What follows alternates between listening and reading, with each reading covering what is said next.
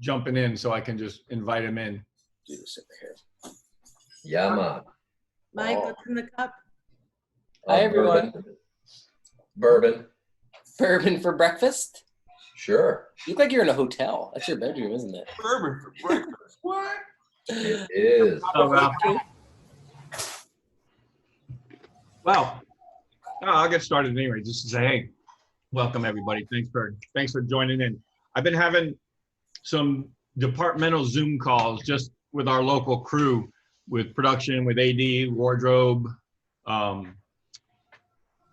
hair, makeup, and stuff, just to be talking with us about all this information that's going out there with all these white papers and all these different documents from CDC and everything. I started with a few weeks ago, almost more than a month ago now. I asked a producer called me asking if they could shoot over at Robot and what are the rules and stuff. And I said, I really don't know. Let me find out from Sandy. So I called Sandy, and then she said she had a little list going of some protocols and recommendations. But she said, I said, yeah, and there's a lot of stuff floating around in the industry. She goes, well, why don't you, I got kind of railroaded into it. She goes, why don't you gather all that information, and maybe we can come up with a collective document that we can publish. And she goes, why don't you work with John Lux from Film Florida?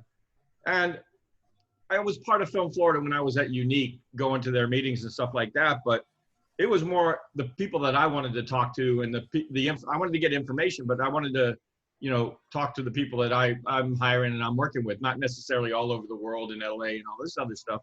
But Smuggler came out with this document with like 160 some odd recommendations. And I shared that with Film Florida and Sandy and stuff. And I said, but before you publish this, or before you put this out there, I suggest that we vet this information with the different departments and with the different people that are doing the work, to see if it's even viable or valuable, that kind of thing.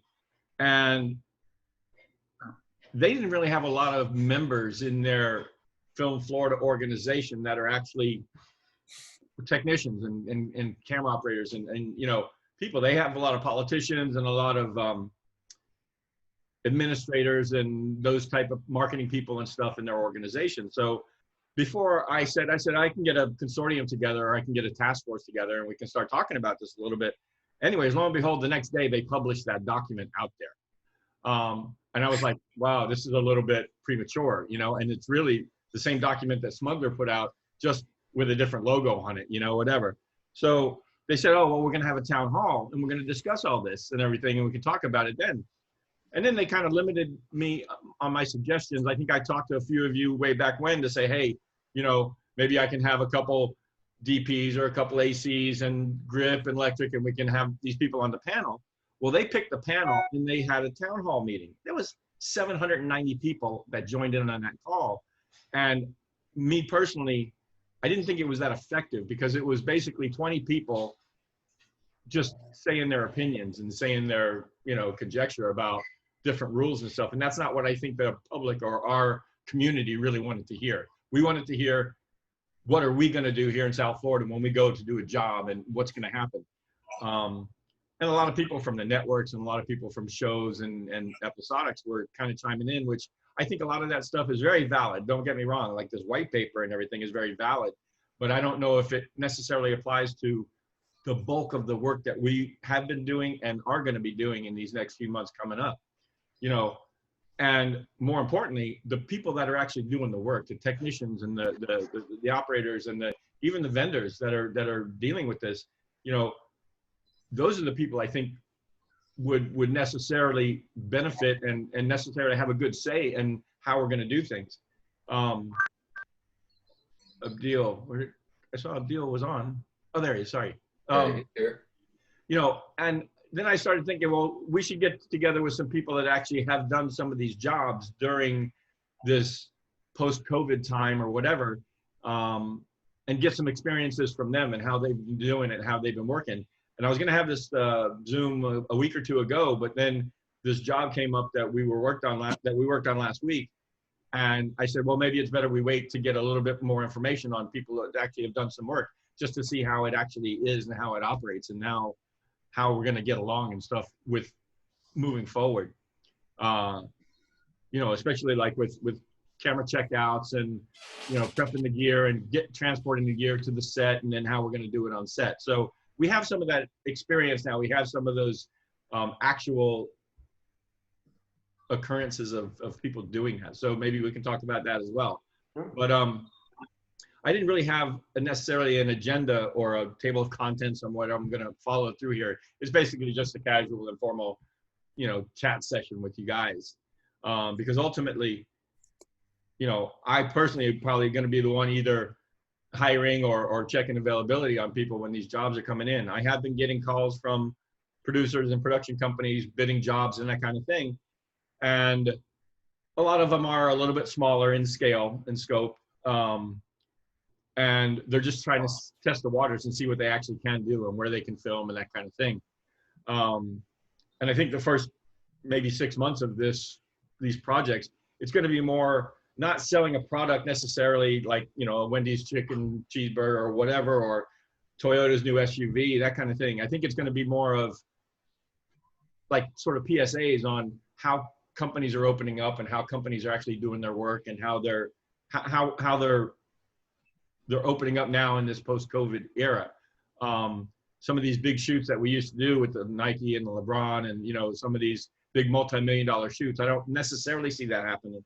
Although some of you may already know, you know, some of these music videos where they've got 100, 150 people in studio or wherever, they're happening. I mean, things like that are happening, which, you know, some of those, I got a call from Louis, the motorhome driver, to say that he had 2 motorhomes on a set over at Ice Palace, and there were, you know, hundreds of people, big entertainer, big celebrity, but they had like 4 nurses there with a table set up that when you came in, you got your temperature checked and you got your pinprick, and they did that test right away to find out if you were asymptomatic or whatever, before they would let anybody on set.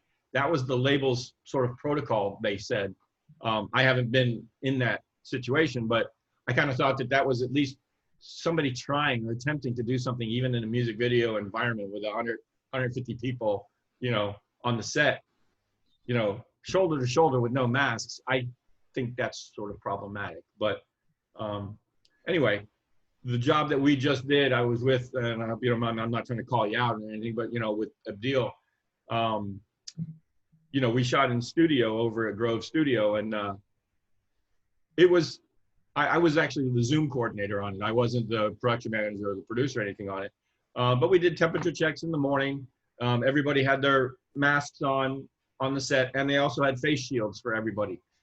Because during those times where we can't be, and I'm sure you've all heard the protocols that are out there right now, is, you know, keep your mask on, keep your social distance, try and stay 6 feet away, you know, sneeze into your arm, you know, don't congregate, you know, around, you know, so we were doing all those things, and I think it was pretty effective. I think we did well.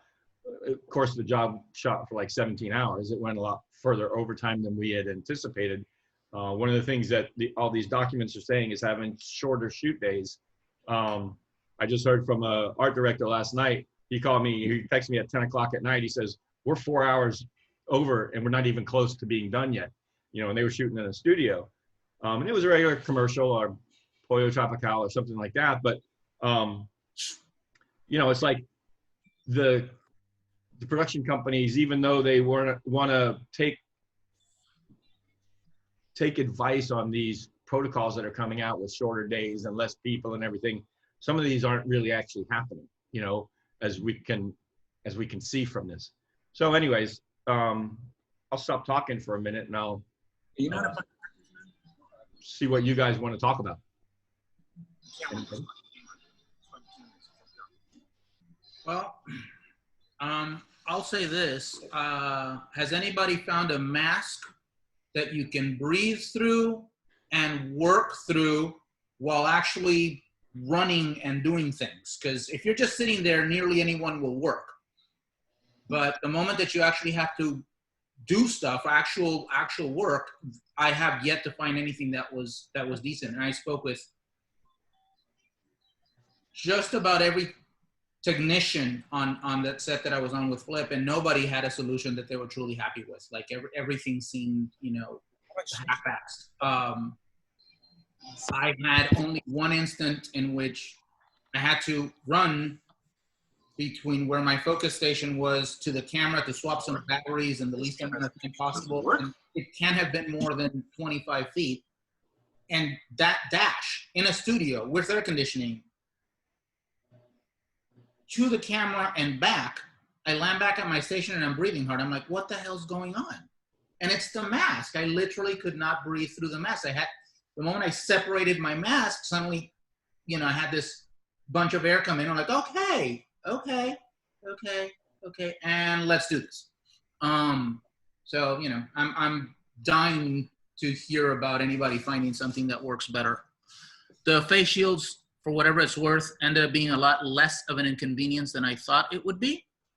And I managed to keep it on most of the time. Only if it was really, really, really critical focus, I would then lift the mask and sort of stick my face into my monitor. And that was my way out of that part of it.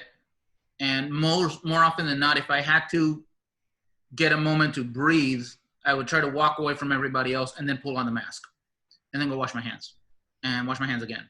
A lot of washing of the hands. And because it was studio and we had 2 bathrooms, that worked out pretty darn well. So the hand washing thing, that was Hey, deal. You didn't. They didn't require you to wear gloves.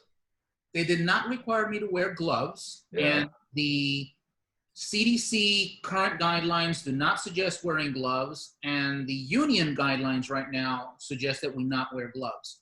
Their belief is that if you have the gloves, you lower your guard, and then you end up doing dumber things, and then you end up touching your face, which is what the real problem is. The real problem is touching somewhere where it might be and bringing it onto your face. And was the face shield required? I see Flip has one, and you just mentioned one. Is that required? Not on the union guidelines. I don't know if the CDC is talking about face shields. I'm assuming not. I haven't looked for face shields specifically on the CDC guideline.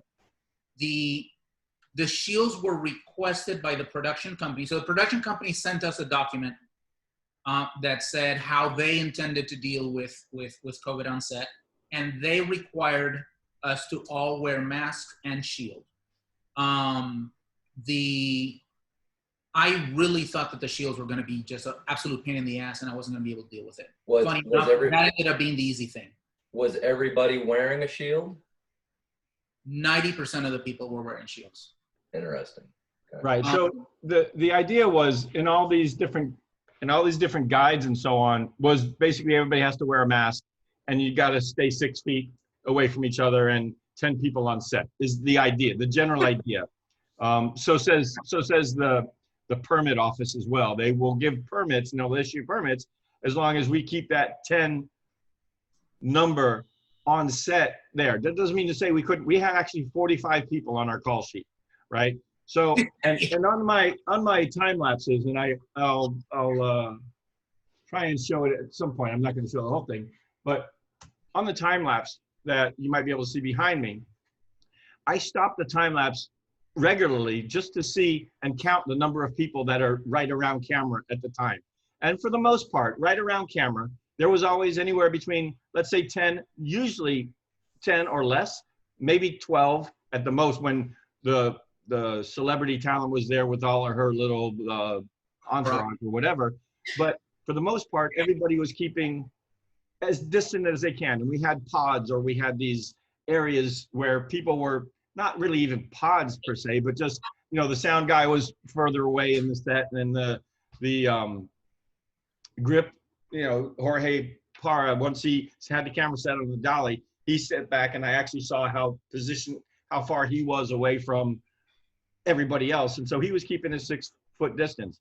The masks, I'm understanding, if you can't social distance and you can't keep 6 feet away and you've got to be next to somebody, the masks are required or suggested. And that is a good point to have. The masks or the shield? No, so the mask, just the mask. Now, just the mask. Now, on this production particularly, Gabby Crone was the production manager, Zizha was the producer, Doug Harlick was the sort of COVID officer, if you will, or COVID coordinator, whatever. So they suggested that we also have shields on set. You don't have to wear the shields outside, but shields on set. And I think I don't want to say that it was overkill, because I think it was very good, because since we were, as you can see on some of the activity during on the time lapse, there were times where people were jammed up on each other, and with the mask and the shield, that just added a level of protection for everybody that was around that couldn't, that just couldn't, the DP and Abdil, they're right next to each other working the camp. I mean, it's just safer to have the mask and to have the shield. I thought it was a good idea. Yeah. Again, it's not required, but anything that we can do to be personally responsible or socially be responsible within our group of people, anything we can do to help mitigate the contact or mitigate the possibility of getting it, I think it's good. I think it's better that we at least try to do something. Well, I worked a job last week with a company out of Los Angeles, Hungry Man. I heard about that job. I'd like to hear maybe more. some of you guys have worked with Hungry Man, maybe not, but they're a company out of LA.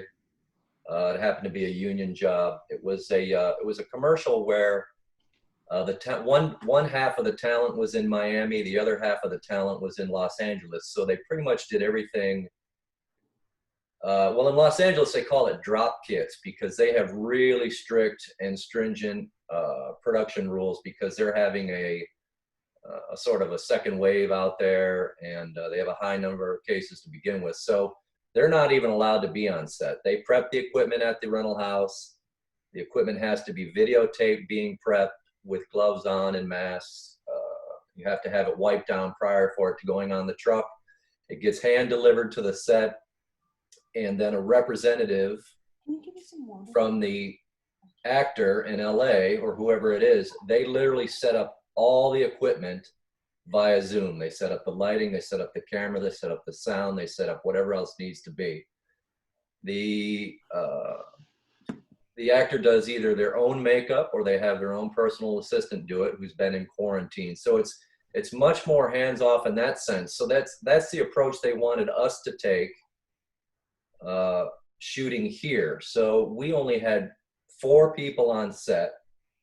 We had camera department, 1 person, gaffer and grip, so to speak, 1 person, DIT, 1 person, and sound, 1 person, all on set. And we were allowed to take the equipment from Mar Media to the set, drop it off, and then via Zoom call, LA joined with us, and then the 4 of us sort of helped this 1 person.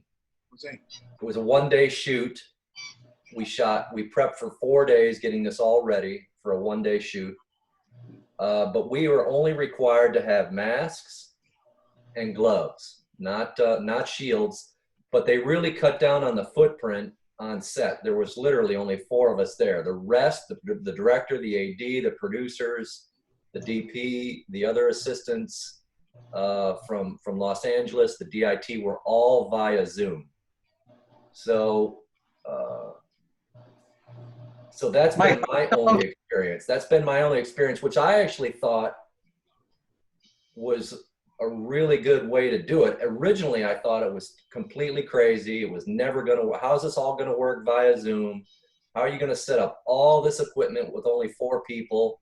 How are you going to have all this stuff done by 1 person who's never set up any of this stuff before? This was just DJ Khaled's assistant at the house, who has no idea about any of this equipment, and just step by step via Zoom, we set it all up in the house, and then the DP took over for the lighting and the director took over for the directing via Zoom.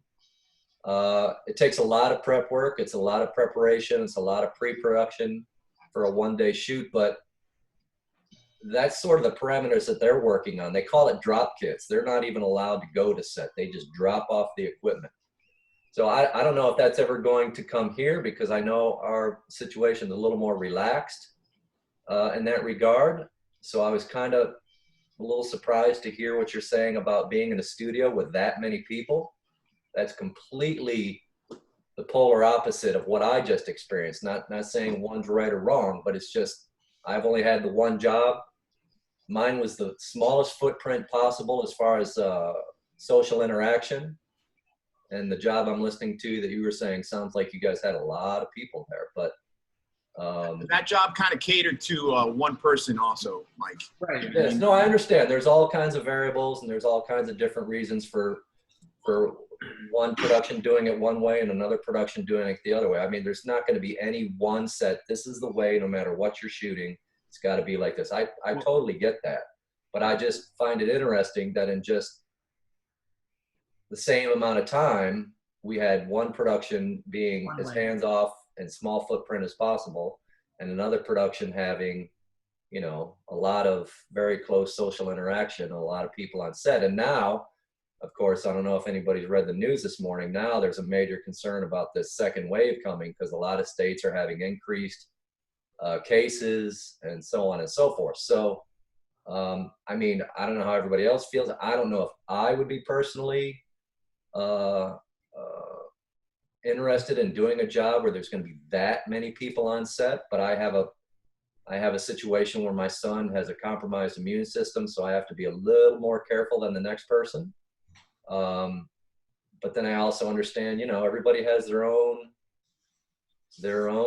willingness to put themselves in a situation versus not. So I personally subscribe to the smaller footprints, but you know, sometimes that's not always possible. So, But we're also catering to like I was telling Flip the other day, comfort levels of people. You know what I mean? Like right. not just you guys who are in the field, but also kind of the production companies, because there's a lot of production companies that we've had last weekend, this week, we've had a decent amount of jobs, you know, for what the times are. And some have been very stringent, like the one with you last week that we did. And then I've had other ones that have come, picked up the gear, like if nothing was going on, you know what I mean? And we're all kind of masked up and they come in, get the gear, and they don't give a shit, you know what I mean? So, you know, you're going to run the gamut now, you know what I mean? Just like right now, what you said, that now there's some more increases, but there's also a bunch of places in the news today that's saying that they don't want to lock down. A lot of governors don't want to lock down anymore because of the economy, which I understand, you know what I mean? So you're going to get it on, you know, this is just it's definitely a razor thin line that we're all going to have to walk, you know. I mean, all these things are considered. You got, you know, the economy nationally, you got people's personal economic situations, you've got their family dynamics, you've got you know, all kinds of things to take into consideration. So the equation is going to have, you know, an insane amount of parts to it. Nothing's going to be streamlined and exactly the same from one job to the next. But I was just the beginning of the Zoom call, I'm thinking, okay, I just had this one experience and now I'm hearing about this other. I'm just finding the contrast between the two, you know, pretty significant. Pretty but extreme. that's not to say one's right or wrong. I totally get that. So Mike, the one thing I would like to sort of, hopefully I'm getting through. So I've been called since we reopened. I've been called for 3 jobs. I have accepted 2 of the 3. One was a music video, which is the one that I turned down. I'm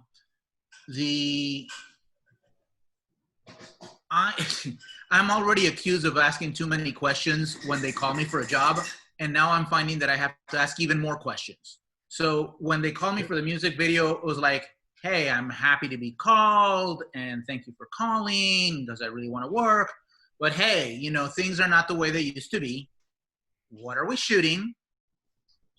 What kind of a situation is this? Yeah. Are we doing a party scene? Are we doing a club scene? Are we all getting into a limo?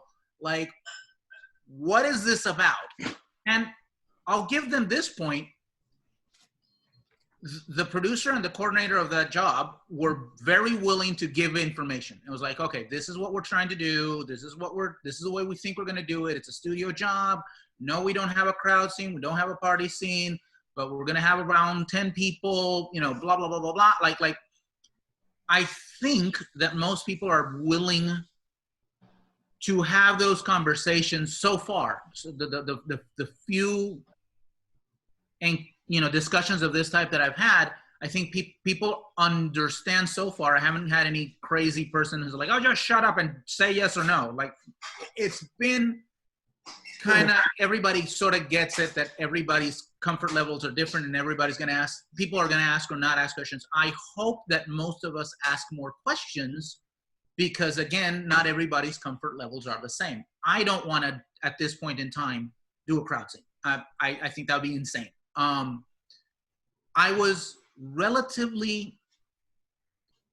teeter-tottering on that one job.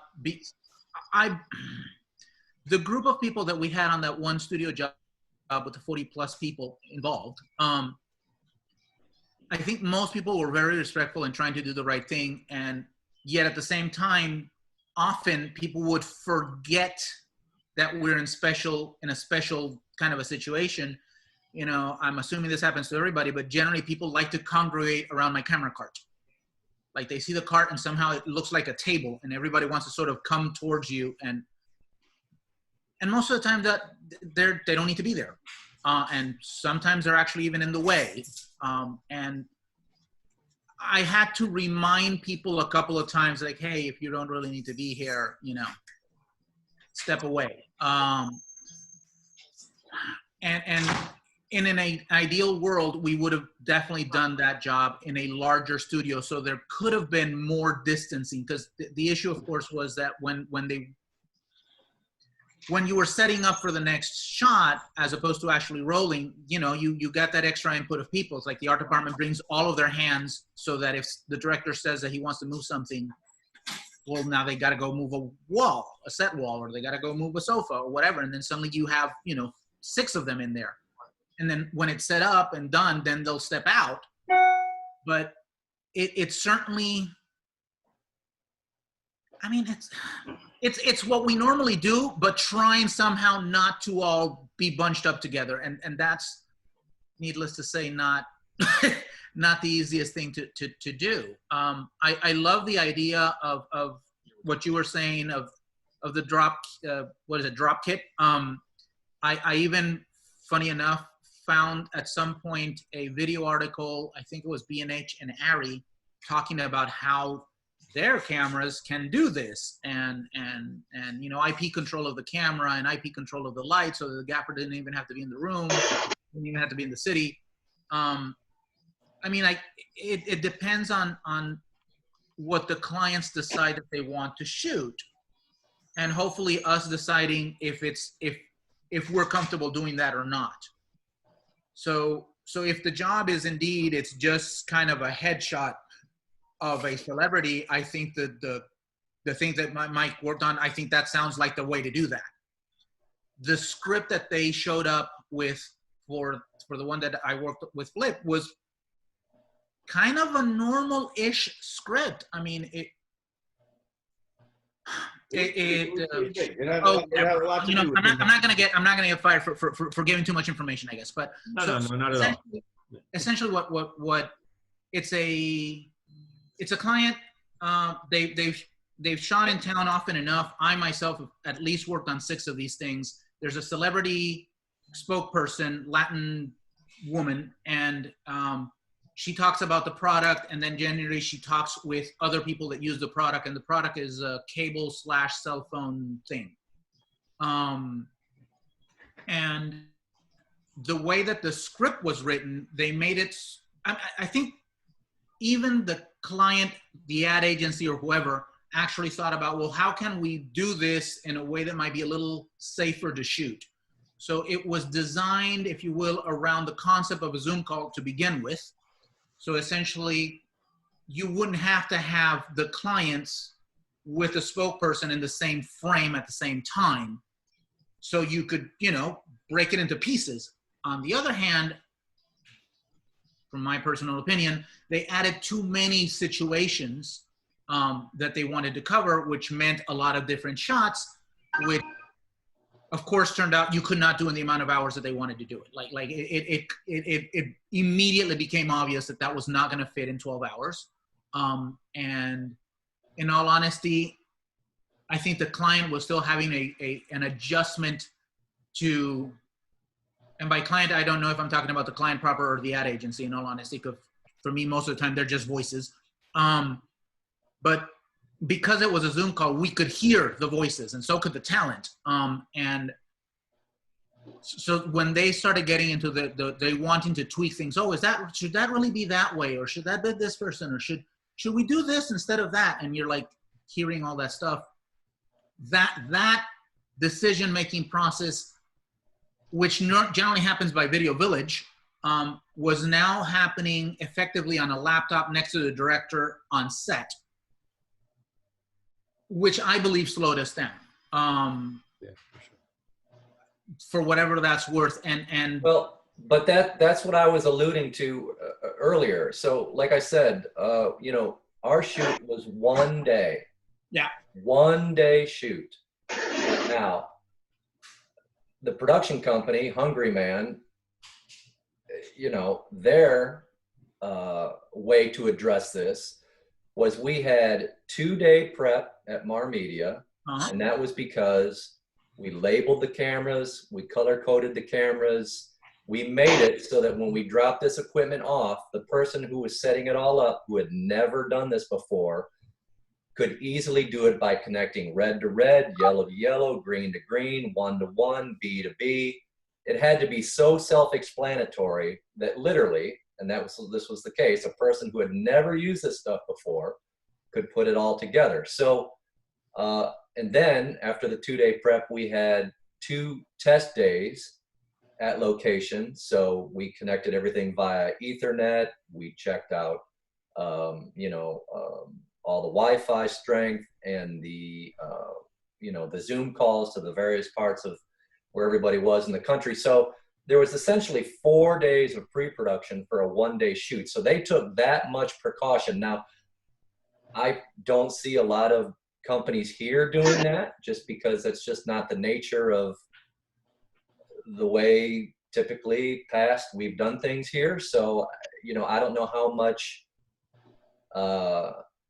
forethought is going to go into, okay, so if we have a 1-day shoot at this location, how much time are we going to allocate for pre-production and getting it set up so that we can decrease the amount of footprint, we can decrease the amount of people having to socially interact, and how much can we do it via Zoom, which is not a fast process. Like you just said, it is not a fast process. But Hungry Man budgeted that timetable into their job. So it really falls on the production company to decide, okay, how much are we going to put into pre-production and prepping for what we're going to set aside for actual shooting.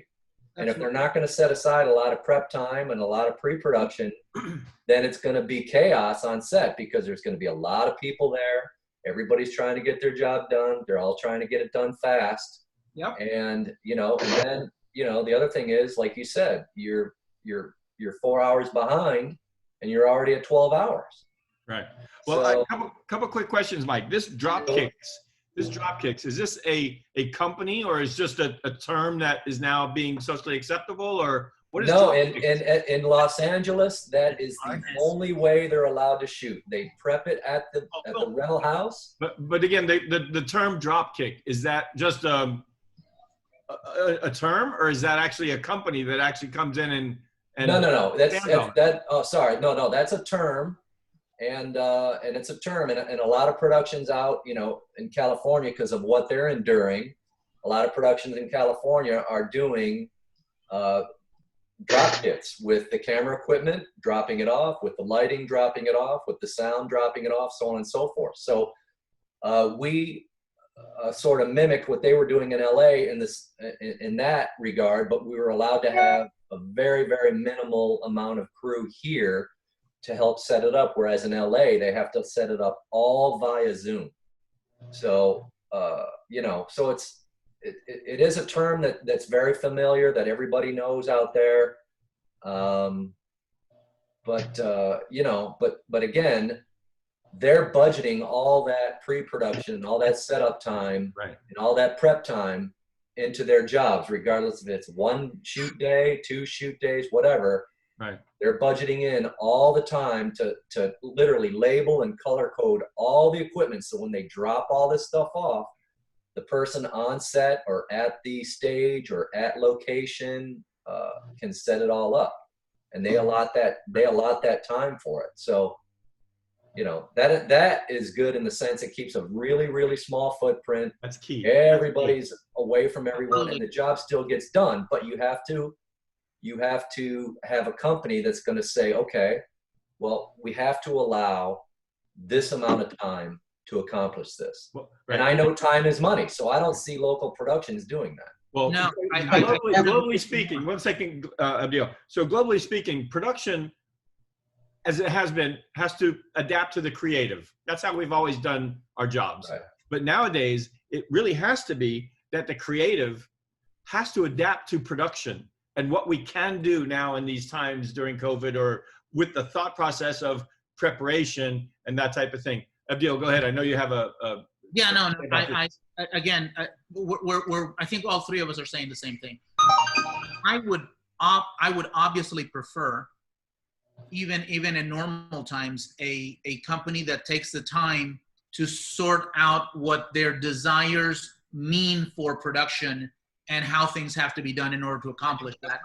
That generally is not the case of the stuff that I end up working on. I am fascinated by what Hungry Man did on that project. I am assuming that the way that this is described, that it was either a single shot on the hero talent, or very little operating, that somebody that clearly isn't one of us was the one operating.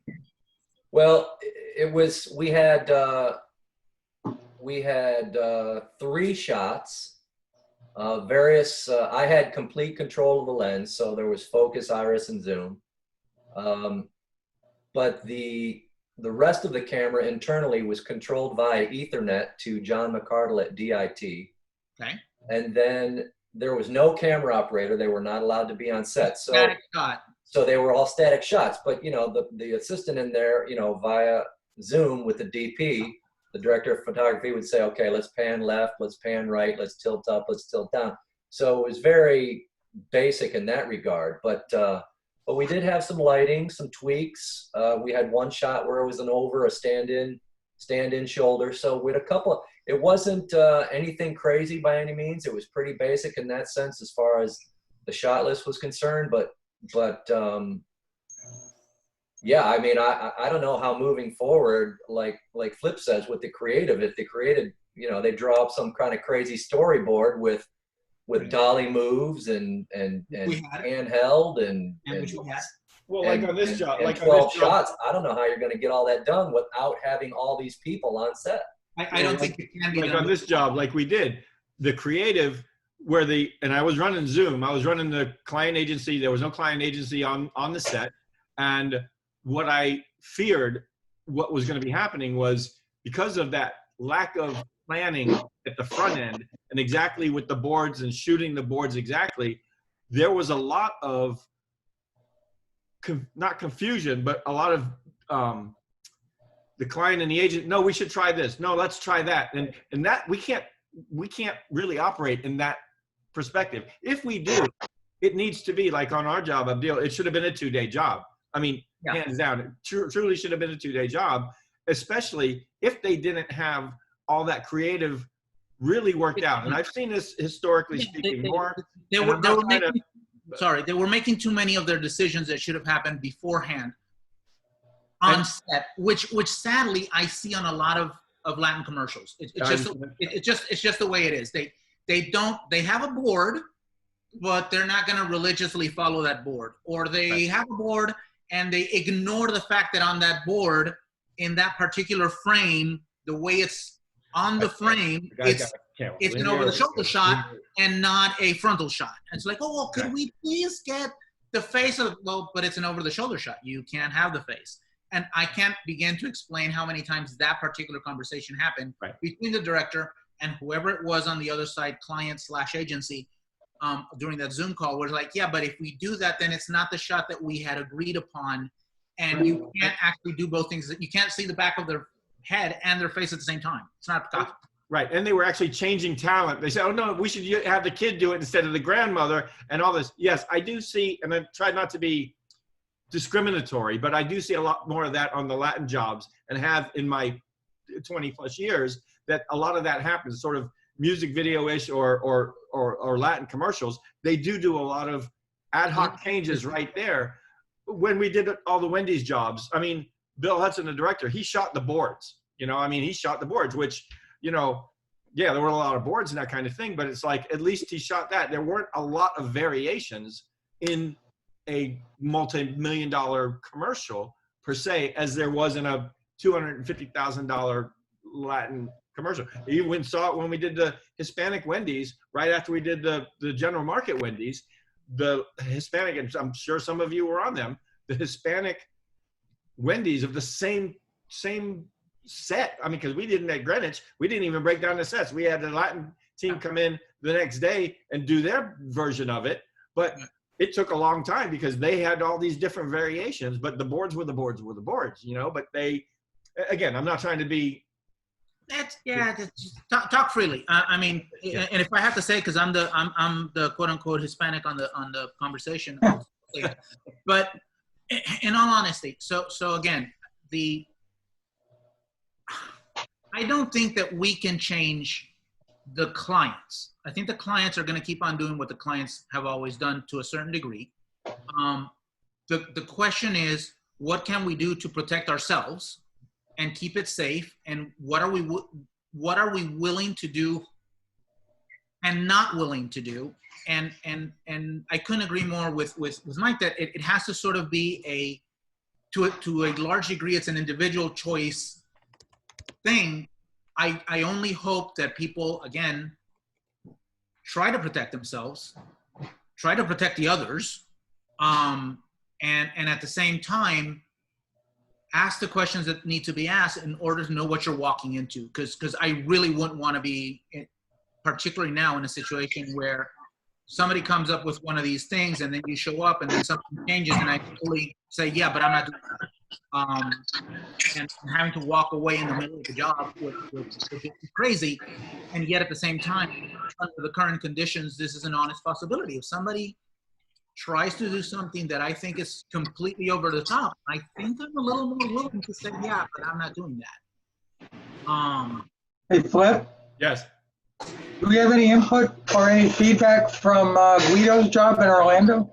No, I was going to call him. I actually trying to have another production #2 Zoom tomorrow, and he was going to be on it. No, I don't. I don't know how that job went at all. Bruno and I were on the job. Oh, perfect. If you want. Cool. Sean, what about, what happened there? May I ask? I mean, I kind of have, a guy like Mike McLean who's here, he's got a son that's, he needs to think about his son and his well-being. Every job that I've been on, everybody's been, every job is different first and foremost, right? I think we can sit here and talk about this till we go blue in the face. I think everybody needs to be responsible for themselves. And I found that when I've gone on the set, that everybody's been very responsible for their my Guido's job and most of the jobs I've been on, we've walked on, there's been a medic. Everybody has a mask. If you feel uncomfortable and someone comes around you, you just say, hey, I need some space here. And everybody's willing to do it. I think, like I said, talk to a blue in the face. The circumstance with Mike on the job with Jake the lead, it sounds like they took the book off the job I was on with Jennifer Lopez because she didn't want anybody. She had been quarantined for however long, and she didn't want anybody in her house or on set with her. We shot at her house. We did the same protocol. We handed everything in and basically trained a guy. That's an unusual circumstance. That's not going to last. The union actually filed a grievance for that job. It was interesting because it wasn't staffed accordingly. So I guess they're trying to stop that kind of nonsense from happening where you're paying somebody that's not in the union on a union job, a camera package to go shoot the scene. Even though we did have the director and the DP on Zoom, like Mike did, or we had actually on some other Howard NBC situation. But as far as the job goes, I haven't seen a problem. I haven't felt jeopardized. The worst thing is what Abdul pointed out is wearing the mask. And I was out in the humidity. It was really hot, and I felt the same thing. I was oxygen deprived every once in a while, and I'd walk away.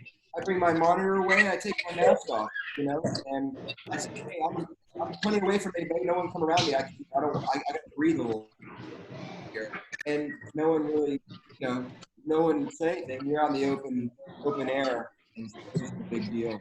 So that's it. And that was just a one-day shoot, was it, Sean? That was a one-day shoot. Yeah. It was a long shoot day. Sean, was that interior and exterior? Was it interiors and exteriors? There were no interiors. Everything was exterior. But I have been on interior shoots, and the interior shoot basically, if it's a small room, you set the camera up, you walk away. Whoever doesn't need to be on set stays out of the room. You bring the talent in, you limit who's in there. Was your camera prep any different No. than normal? Nothing different was done? I mean, this is the deal. So the first job I was on, everybody was freaking out. There's alcohol there. He was out of New York, right? And he was very aware where he had come from. Very nice guy. It was his camera package. And, he was very, very diligent in letting me know, hey, I came from New York, but I haven't been around anybody. I don't have any symptoms, blah, blah, blah. And he brought all these wipes, and he's like, started wiping everything down. I'm like, well, why are you wiping everything down? I said, I'm going to be touching this stuff with you for the next 2 days. The most important thing is for me to wash my hands and not touch my face, right? Because we're all going to be touching the gear. Just him and I touch the gear. But, hey, but we're going to be here tomorrow again doing the same thing. Just, go crazy with the Clorox, right? So I'm going to be diligent about myself. I'm going to touch the camera. You're going to touch it. I'm going to wash my hands, right? I'm going to use a sanitizer, and I'm going to make sure I don't touch my face, and I'm responsible. And everything relaxed after that. And when we were around each other, we had masks on, and it wasn't an issue. He's actually, I think, coming back down to shoot again. I'm not with him, but I think he's back shooting again. And and that was pretty early on in this whole thing.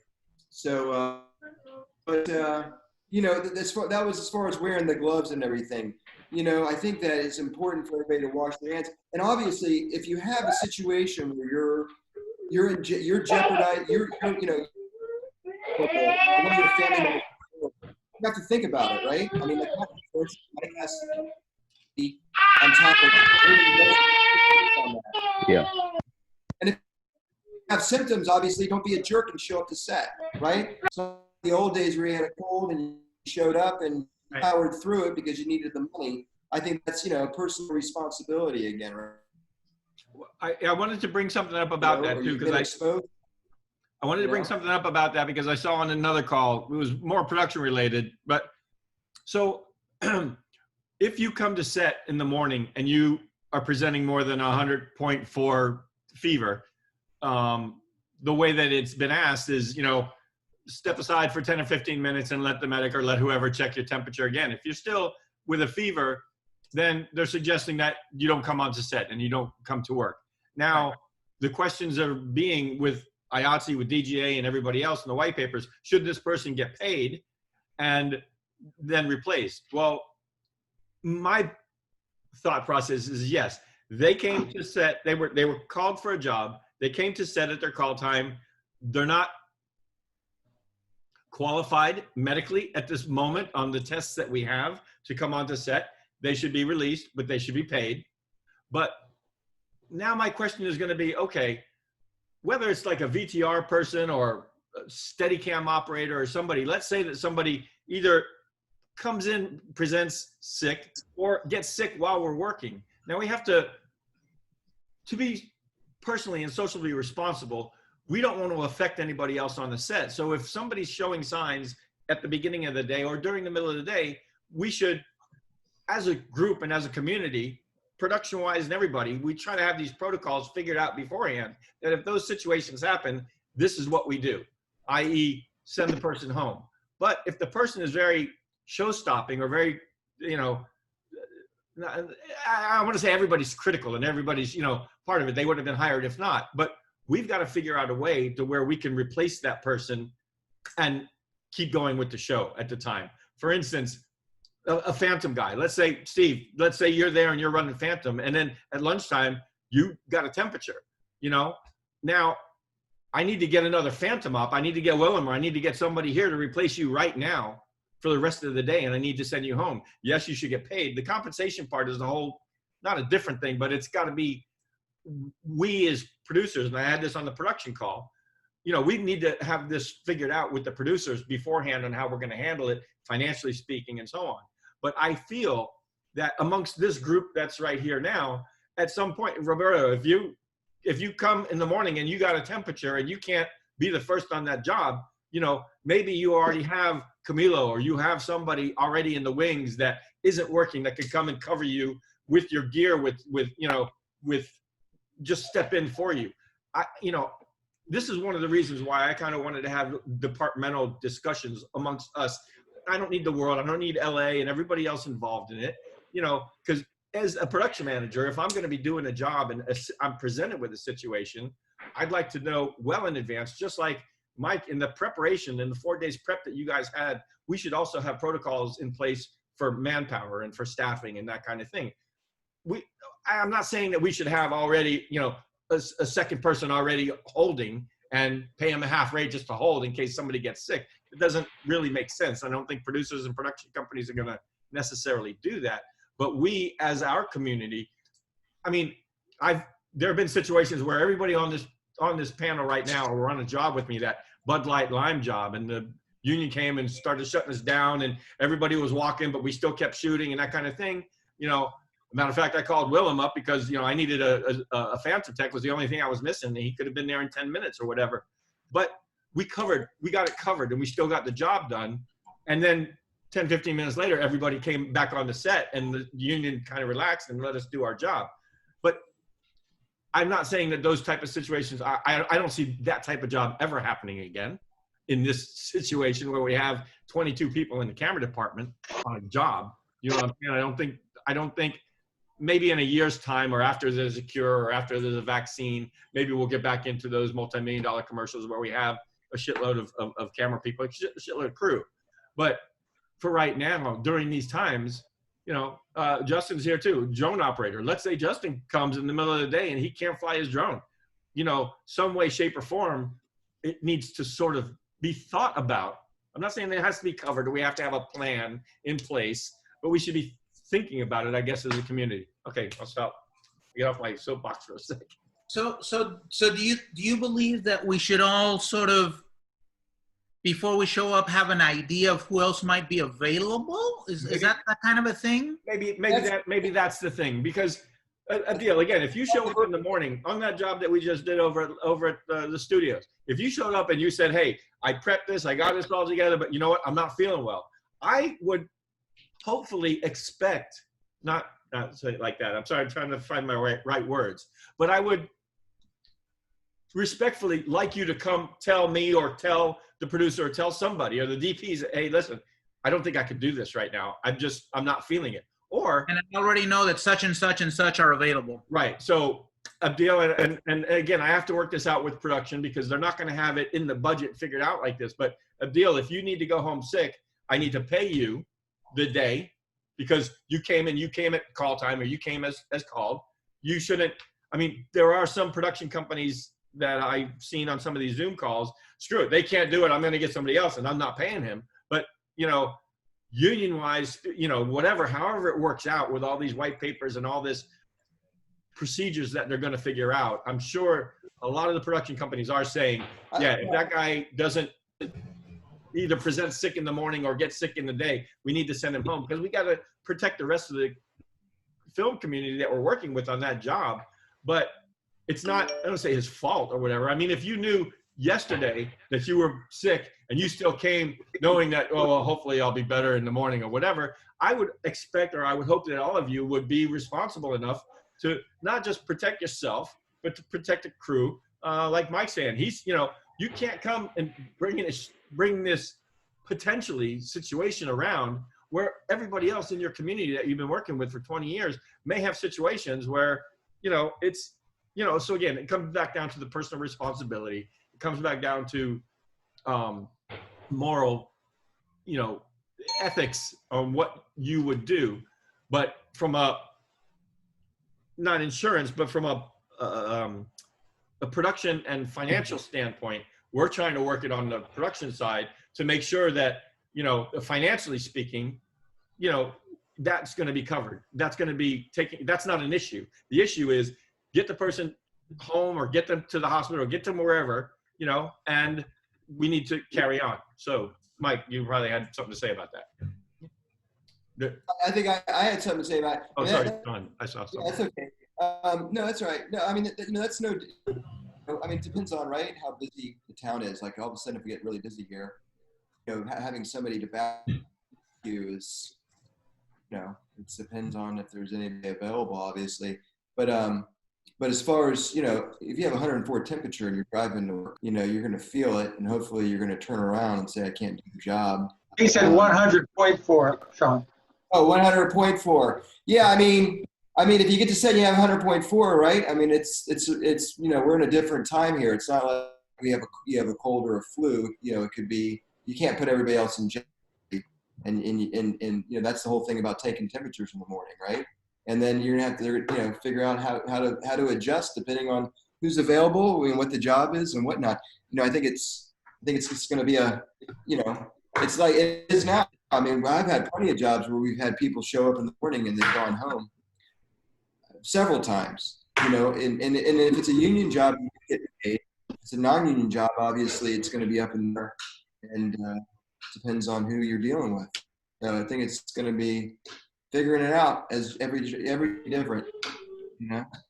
Well, that's what I'm trying to see from the budgets when they come in. When a bid comes across my desk to do a job, I want to see that there are considerations money-wise, like this COVID, we call it a COVID overage or a COVID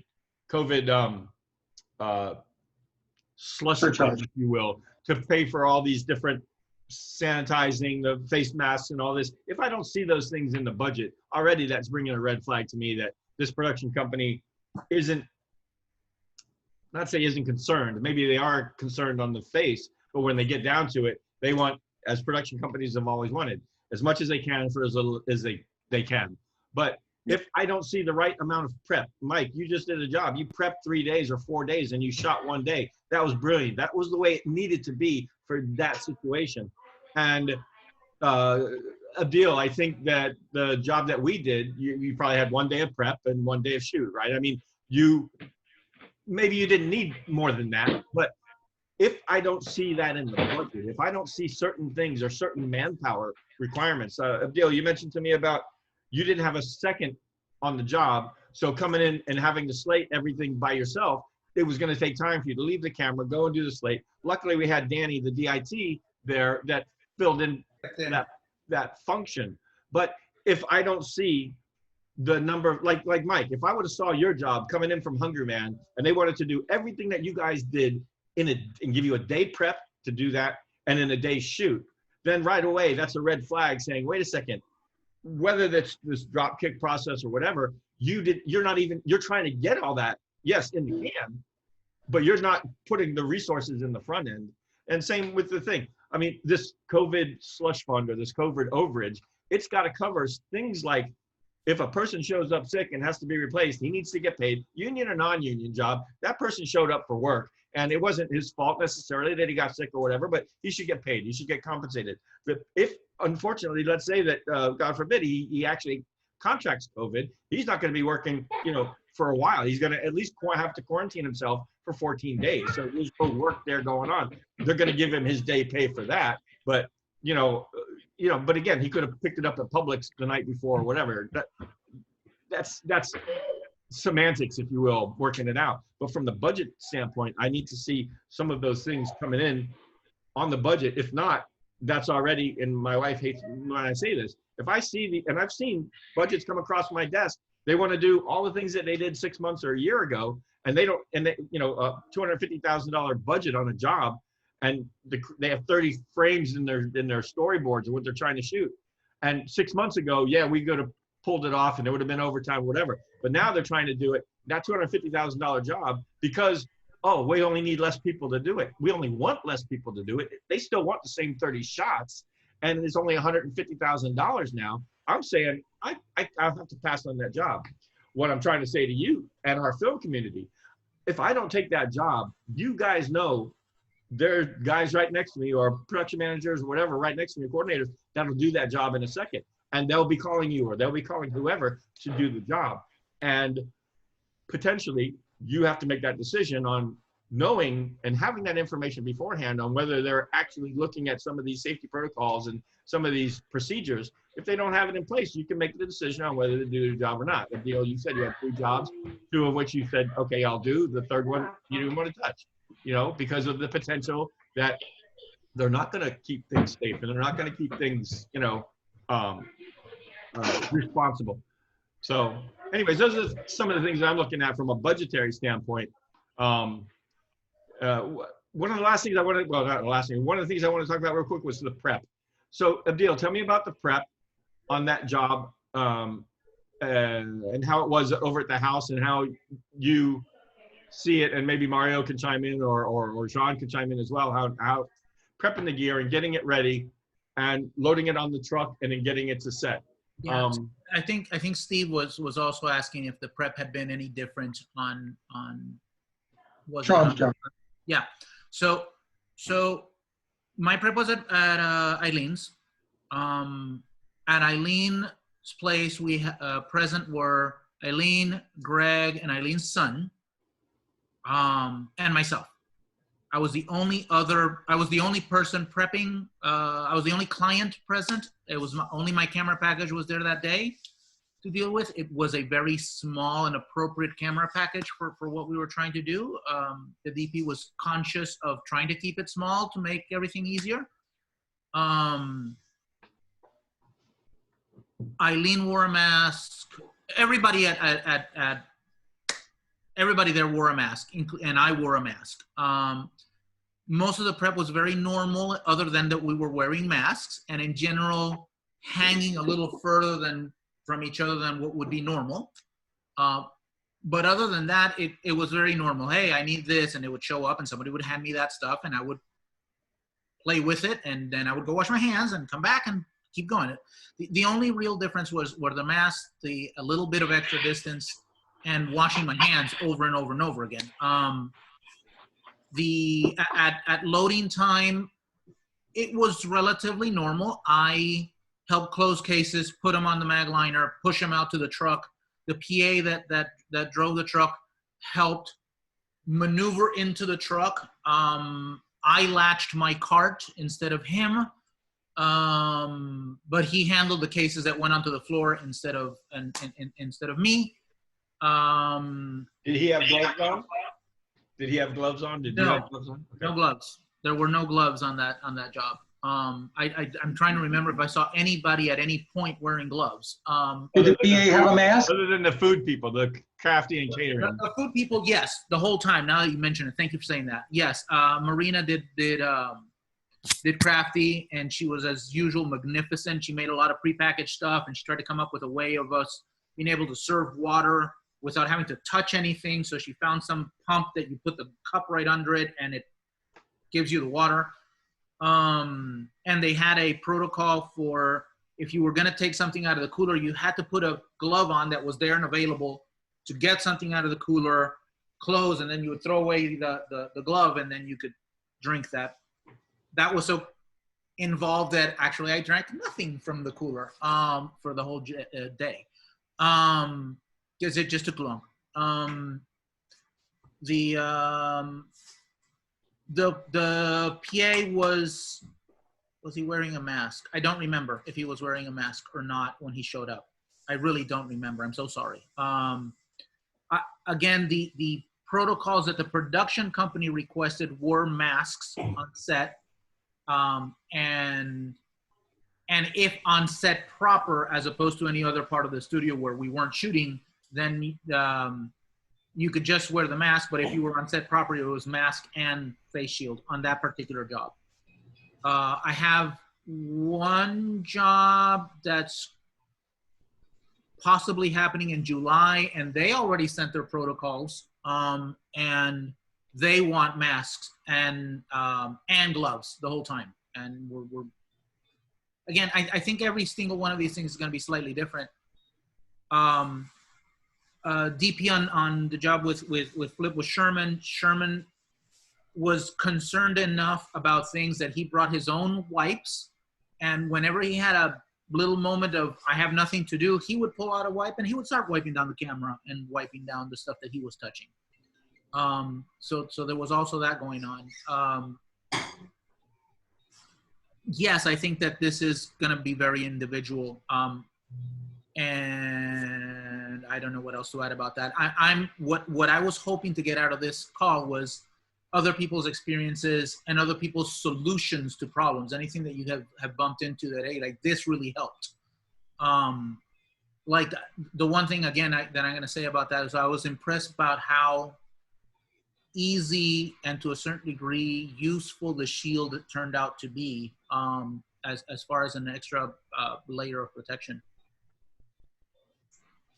My wife wants me to mention that on one of her jobs, they requested everybody be tested before showing up and show proof of the test. I have not seen that request anywhere on any of the documents I've read, any of the things that I've been looking up online about people in other places. That's not exactly true. There's one job I think in Iceland that I think I read about that they did actually have everybody tested. That's a TV show, though. That's gonna be a whole different. Yeah, that's a whole different deal because on the things that we normally do, or at least the things I normally do, the windows are too small. I'm in awe of Mike's job that 3 days prep to do a 2-day shoot. Like, wow, I've never had that luxury. Once again, that was DJ Khalid insisted on that, and same with Jennifer Lopez.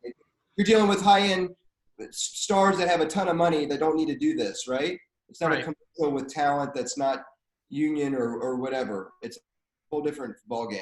Those people can insist on yes, that. I mean, yes, to an extent. I mean, that is that is actor or actress driven to an extent. Yes, but my only thing saying is that Hungry Man being out of LA, that's their standard protocol, whether it's Joe Blow or it's DJ Khaled or it's any actor or actress, that's the standard protocol out there. And they just extended that to here. Now, yeah, the prep and the test and the setup and everything was certainly and the precaution and what they put into pre-production was certainly a luxury. And I'm not expecting that to be the norm in any way, shape, or form. But while you have high-profile actors and actresses having more demands as far as smaller footprints, more protection, so on and so forth, you're not necessarily going to get that with a situation that's more local. But having said that, a lot of it was also driven by the production company wanting to take that extra time, wanting to take that extra prep, wanting to take those extra precautions, because that's just the protocol. Like individually, we're all here. We're all going to do, things our way that we see fit, and so are production companies. Some production companies are going to be more lax. Some production companies are going to be more stringent. Some bids are going to come across Flip's desk that are higher. Budgets are higher, some and realistic, and some are going to come in that are lower and not realistic. So I don't think there's going to be any uniform set of rules or the way people do things. It's going to be decided upon via the individual crew member and production. Right. Hey, Carla, I'm sorry.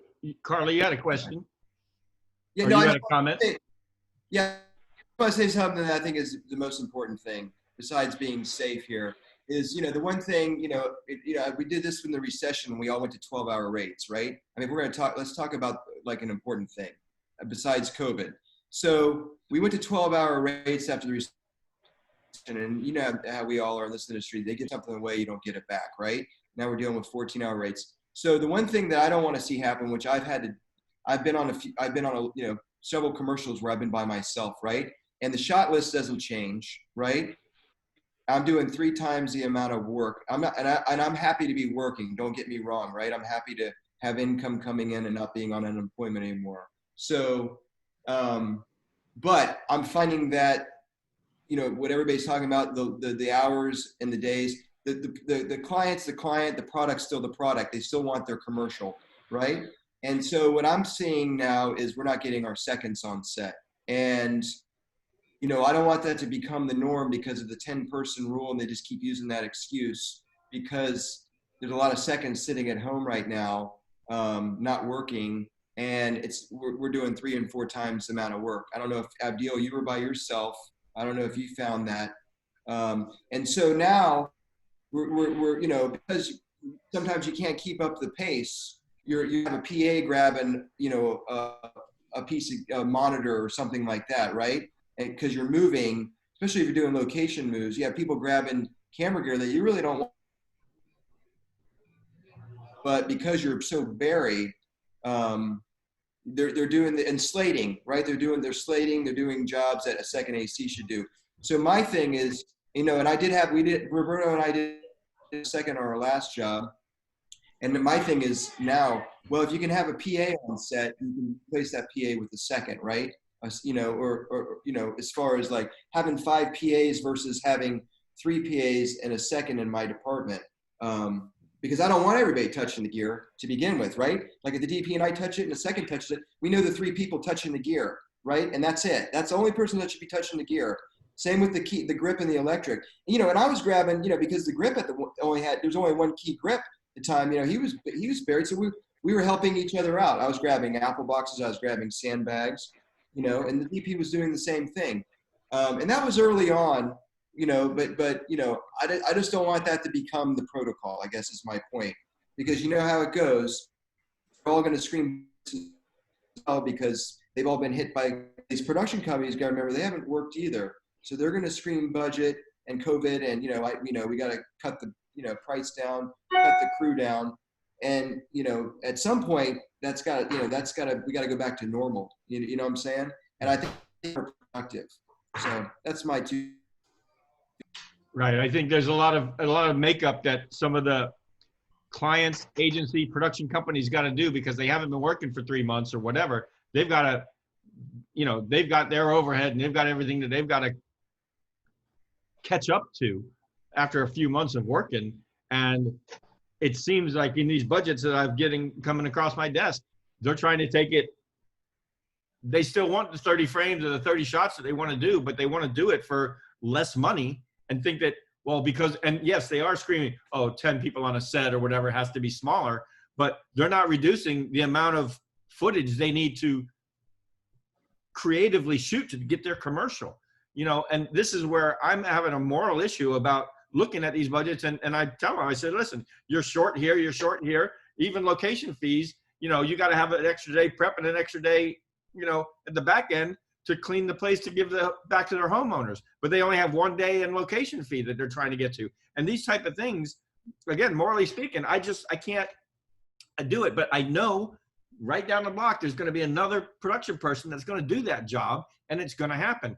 I don't want to, like before, we had to just do every job that came down the pipe, regardless of the rate or whatever, because we had to work. It can't be like that, but I hope that the clients, the agency, the production companies, I know that they're thinking about it. I know they're taking it into consideration, but I don't see it when I see the budget coming across the desk, and so I have to make that decision. But yeah, rates wise, it shouldn't be the protocol or the procedure to have a DP and a first, and they have to do 3 times the amount of work, that a second being on there, just having that second on there will alleviate a lot of the time that it's taking on this 14-hour, 17-hour day that we shot. I'm not saying it was long because we didn't have a second. You know, but it could have helped. Yes, he was able to do it functionally on the day, but it's not the way that it should be. You know, Abdil, go ahead. Yeah, I guess Danny was DIT on the job, and they production wanted to make him DIT/second, and you know, Dan and I had a conversation about how that doesn't really make any sense, and then I tried to write something and throw it towards production, like, hey, you know, clearly we would like to limit the amount of people on set and all that, but just beware. And I bothered to do the math. It's like, hey, look, if I have a second, this is how long it takes to physically slate the amount of scenes that we're considering. I think it was 30 setups, 10 takes per setup, and whatever. I did the math, and I literally said, hey, look, if I have a second, this takes 25 minutes of total time throughout the day.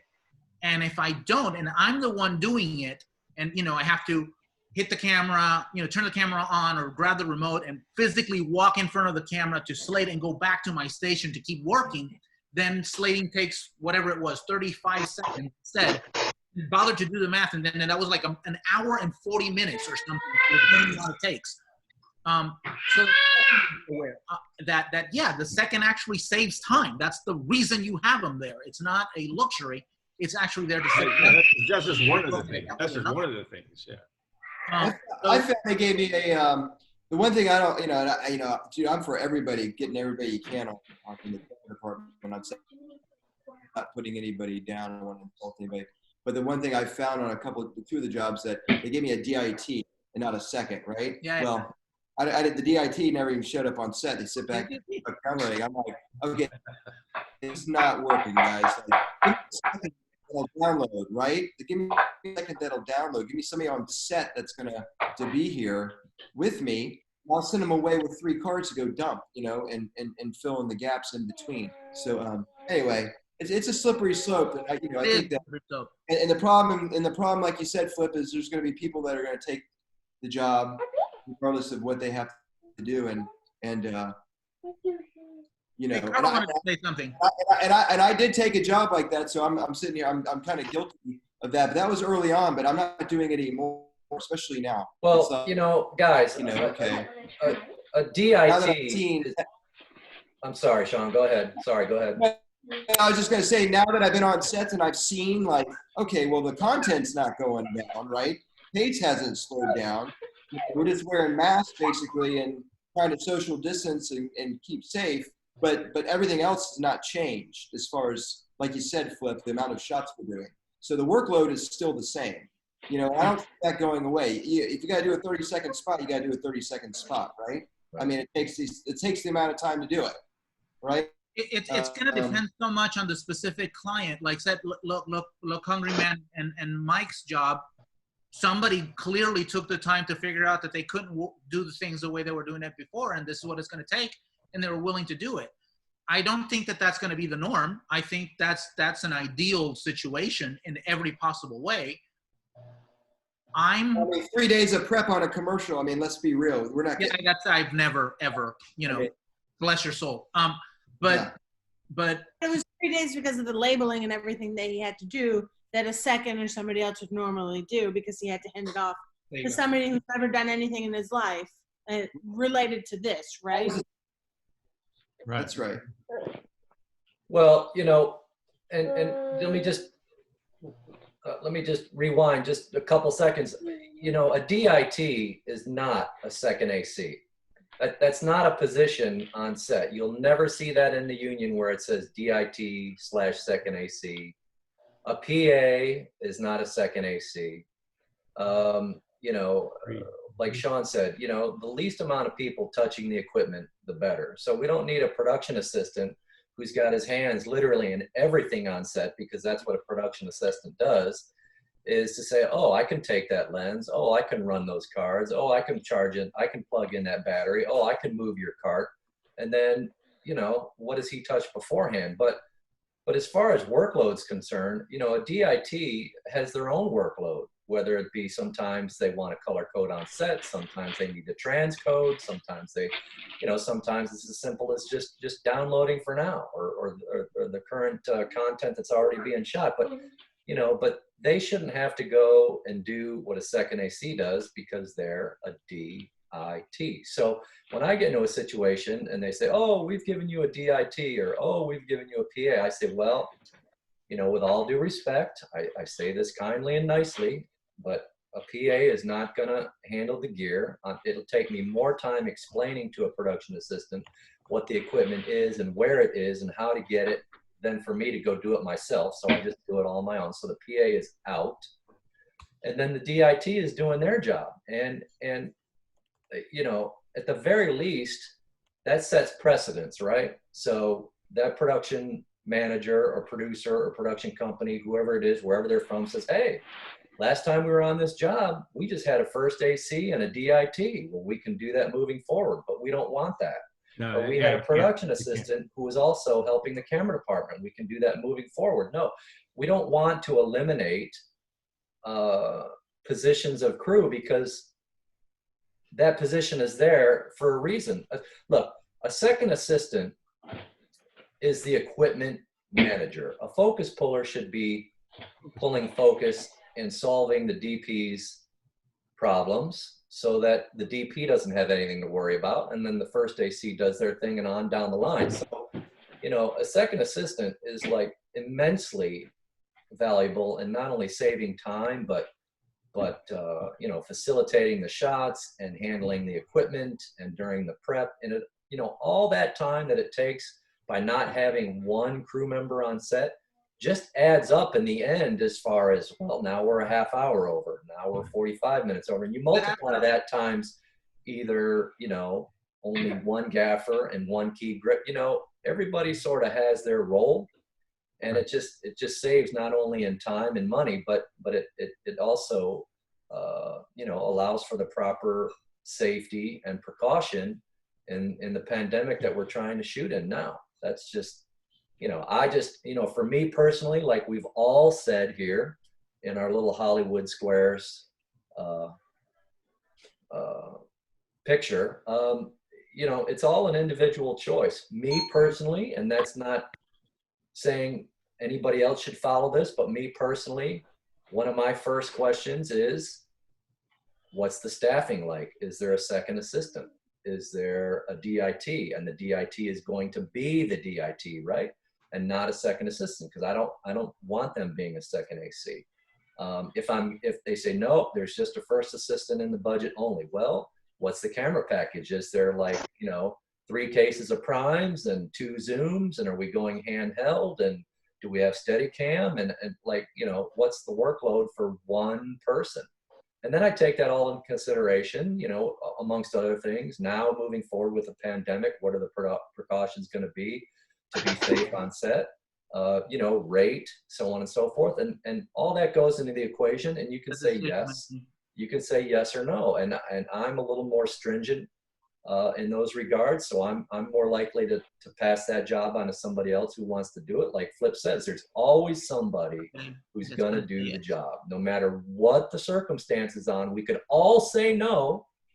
All 10 of us here on Zoom, we could all say no, but there's going to be that 11th or 12th person that's going to say, yeah, I'll do it. So, we all have our own personal decisions to make.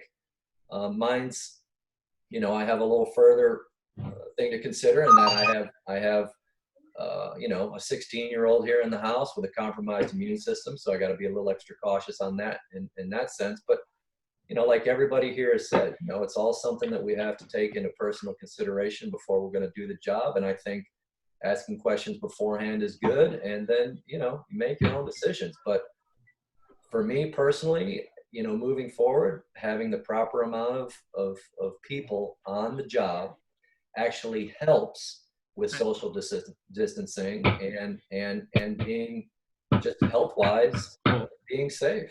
Right. Well, thanks for saying all that, because that's all very valid and very good. What my big concern was when Film Florida and Smuggler and everybody came up with this 160 some odd page document or list of items, and then the union or the AICP was going to come up with a document taking those things into account. They couldn't make a decision, AICP, until they heard from the DGA, the IA, SAG, and everybody else. And then they came up with this white paper. But again, it was very broad stroked on the white paper, just in general. They're going to come up with phase 2, which is more departmentally speaking. I bailed out of the Film Florida group and everything. What I really wanted to know and hear from is from you guys and from us that are doing right now. Commercials are shooting, things are happening, however big or small, you know. And I want to know that if I'm being called or whatever, that I don't want to have necessarily these same conversations every time with each person that I'm trying to call or check availability on. But exactly that. When I see these budgets and there's not those resources, i.e. second ACs and other departments too, if they're not there, again, I want to be concerned and I wouldn't do the job. I think I'm not getting calls for some of these jobs because I am so entrenched in all of these rules and guidelines and so on that, you know, no, don't call him. It's going to be too strict. It's going to be, you know, he's not going to let us do this. We want to shoot it with just a DIT and a first AC and a DP with no second.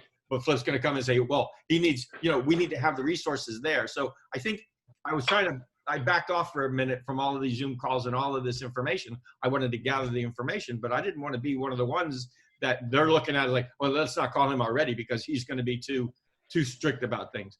For instance, they may not even call a first AC because of the way he wants to do the protocol, and he's not going to do it. Let's not even call him. Let's call this other guy who's just going to be doing these reggaeton music videos, doing care about shit, you know. And it's like, so thank you guys all for this call and for this our communication amongst each other. I totally agree with everything, Mike, that you were saying, and everything that everybody's saying about the resources that we need to do the job. And Bill and I started to do the math when we talked about the slating and how long it was going to take, you know, yeah, maybe 25 minutes or 35 minutes or 45 minutes throughout the entire day for all of the slating that he would have to do. But if you presented it to the producer's going to say, okay, it's only going to 35 minutes of just slating. Well, you know what? I'm going to say that. I don't need the second AC. 35 minutes. We're going to factor that into the schedule. And, you know, it just doesn't make sense. You know, it doesn't equate, but I can see the logic of producers and how producers are. And you guys know it. I've talked to each and every one of you on a job about a situation that, you know, well, okay, here's the deal. Take it or leave it kind of thing. And I got to go to the next guy, you know. And I don't hold anything against any of you for not taking, but I do want to at least present you with as much information as I can at the front end of the job. And especially now during this post-COVID situation, I want to make sure that I've done my due diligence with the job and with the production company on what's coming down the pipe or what the job is about. So I can call you and offer you a job and tell you, okay, this is what's going to happen on this job. We're going to wear masks. We're going to wear face shields. We're only going to have X number of people. You know, I want to give you guys that information so you can make an informed decision on whether you're even going to accept the job or not accept the job. There's only one more thing that I want to add to that. Just be aware that certain production companies are sending out documents about either there are certain companies that are actually sending out documents where they're asking you to release them from any possible liability of any kind, COVID or non-COVID related. Just be aware that I think we've all at some point or another have received a document, and generally they spring it on you while you're already on set. But be careful, because the one that I received, funny enough, for the music video, one of the reasons why I didn't do that music video is because they wanted you to sign away your life. Essentially, it was no liability of any kind for anything at all, of any kind, no matter what happens. You have to protect them, and they don't have to protect you. That was pretty much what the document said. And that was a bridge too far for me, and for whatever it's worth. So just be aware that they're changing the language in that document. Make sure that you read it before you sign it, just in case there's something that you're not willing to live with. That's a good point, Abdil. Actually, yeah, because I've signed a waiver on every job, and it's all been COVID. related, you know, and obviously no insurance is going to bond a production company for COVID. It's just like, because there's no proof of where the COVID came from, right? The molecule. Correct. So, but that's a very good point to read that document through. You don't want to release any other liabilities. You know, like if you get hit I'm or- quite right. Let's face it, there is no real way currently around COVID. You either decide to do the job or not decide to do the job. Hopefully you get the information, like Flip says, of what they're doing, how they're doing it, how are they intending to crew it, and all that good stuff. And you make your decision based on all that. But then if on top of that, they're sneaking stuff on the paperwork, just be careful. That's all I got to say. It's not the same thing to say, well, from a legal I standpoint, release you from COVID, a legal but then standpoint, if you got injured on the job, that wouldn't hold up. So that wouldn't hold up. Not COVID, the rest of it, but you're right. You shouldn't sign anything to begin with. But I have to run, guys. Hey, Flip, I see you're recording this. Are you posting this somewhere? No, I was going to say, I am recording it for anybody that I invited that wasn't able to make it. If they want to see it, that is camera department type people. I'm not publishing it out to the world. I don't want to, I want to, but I want to ask you. I'm sorry? It's probably not a good idea. Yeah. Sean, did you not sign a release? Didn't Flip give you a release to sign that says that he can use your image? Just the COVID release, the Zoom COVID release. That's it. I just sent a document. All over my screen, though. I just let everybody know. I just sent a document of a sample medical form that you needed to sign before this call. But no, the sample medical form was one of the documents that we had to sign that said what we're going to be doing on a production and what they expect as far as keeping your mask and keeping it safe and that kind of thing. Nothing was related to hold harmless or waiving your right of catching COVID on the set. I'm going to send another, and I'll send it in an email to everybody. There was a really good Zoom call with CAPS, with the president of Taylor & Taylor, with the workman's comp people, with RSA, head of production. It was a very good one about insurance and liability and everything else. That's good information that you guys could see and use. All the unions are suggesting, SAG and DGA and everybody else, for crew members not to sign any waivers. Don't sign your rights away for potentially catching COVID or not catching COVID, or conditional situations. Don't, and I would suggest too, don't personally, I can't tell you what to do, but I wouldn't sign away any of your rights on a job. I mean, we did these 1099 jobs before where we are our own entities and we are our own, there's no workman's comp, we are covering our own workman's comp and all this other stuff. You'll see in this one link that I send you on this Zoom call about insurance and what your rights are just normally with workman's comp and being covered, whether it's COVID related or not. Workman's comp's going to take care of you and, in the hospital and that kind of thing.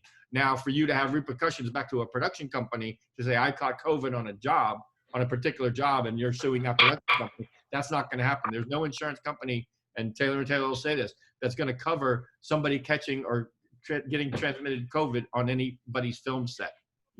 It's hard to prove, they're not covering it. It's not going to be in anybody's policy about COVID. So I'll send that to you guys just to have it.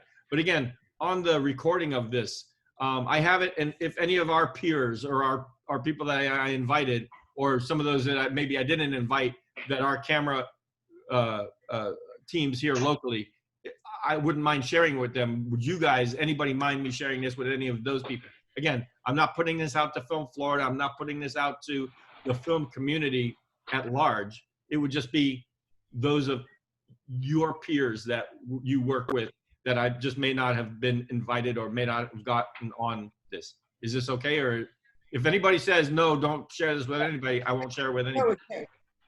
Sorry? I'm fine with camera department personnel. I just don't want all the producers. yeah, I was going to say the exact same thing. I think this should be camera people only. Right. Yeah. And this is what I do with all the other departments. I'm doing this really, the agenda that I have is so I can get information, so it would help me make a decision on taking a job and being able to hire or talk to you guys logically, because we've already had sort of discussions about it, and what I wanted to know was your guys' take, every department's take, and all the technicians and all the specialty areas. I want to hear what you guys are thinking, in the first place, so that when I'm looking at these documents, like Film Florida wants me to take that 161-page document and revise it and come up with a new document. And I said I'm not going to do that because, first off, you didn't vet it in the first place with all these departments, and I can't revise this document with 161 items by myself. I am not the expert in any of these fields of wardrobe or art department or camera or wherever. It's not for me to make decisions on this document, what to add and what to delete. So I said I'm not doing it. They were taken back a little bit because they said, well, this is your thing. You started. I said, no, I asked the question, what can we do? You guys railroaded me into this document. I'm not going to revise this. Plus, that white paper, phase 2 is coming out, departmentally speaking. I'm not suggesting that Film Florida put out yet another document before that phase 2, the departmental document comes out from the unions and from the guilds and so on, that specifically state a lot of the things that we're talking about right here and now. Mike, I'm hoping to hell that IA and 600 come up with all these jobs. You have to have this team to do the job. And I don't know how you can force the issue to say you need a second AC to do these things.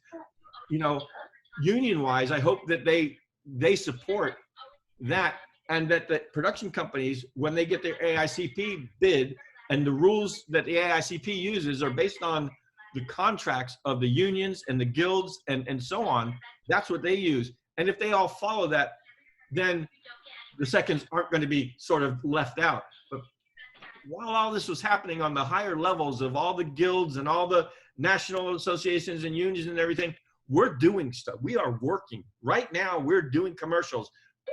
1 day shoot, 4 day prep. You know, the one that Deal and I did, we're doing these things. So, you know, while they're all trying to figure it out on the big scale, on the high scale, we're doing shit here. And while we're doing stuff, I want to make sure that we're doing, and again, because I state it like this, production companies and producers are seeing that or hearing that when I say I want to make sure that our teams are protected or our people are protected, they don't like hearing that shit. I got to tell you, they don't want to hear that. They want to just take their production manager or their local coordinator and tell them what they want to do, give them the rates, and then use me or use us to go get those people and do their job for them, regardless of these safety issues. And you know, if it means that I got to sit here and just keep collecting unemployment and not doing work, then I'm going to not do it. If I get called to be a Zoom coordinator, which, you know, that's what I did on the last job, I'll do those jobs. And if I can 1099 or if I can do it where I don't lose my unemployment, then I'll do it. If not, I have to make the decision on the 1 day working at $500 as a Zoom coordinator or something with my computer. Is it worth me to take that job? And then now I cut out my unemployment because I've taken a job, you know. So again, I get off my soapbox. What you're saying is really just an amplification of what this system has always been. It's just that now we have COVID affecting it. But we've always been forced to make decisions on every job we take, especially the non-union ones, as far as safety, as far as staffing, whether we were going to hold, you know, like we said before, when we needed to work, we lowered those standards. But now it's just becoming a hell of a lot more obvious. But it's nothing new. This is not anything new. Very true. Very true. And I hope, like I said, I hope that the jobs that are coming in the very near future, in these next 6 months or whatever, or a year, however long it is, you know, that they take these things into consideration and they, you know, they try and do the best that they can, you know. And one of the reasons why I left production and went to Unique for a while is because I was tired of me being the guy for these production companies to get all this stuff from the vendors and from the crew on the abbreviated ways that it should be done. You know, I was just, I couldn't deal with it anymore. But the grass is not always greener on the other side. So, you know, I looked at it dollar and cents wise, and I decided to leave Unique and come back into production because I just made more money kind of thing, but whatever. But it's always been that way before. In the last 20 years I've been doing it, it's been that way. But now there's just other things to consider.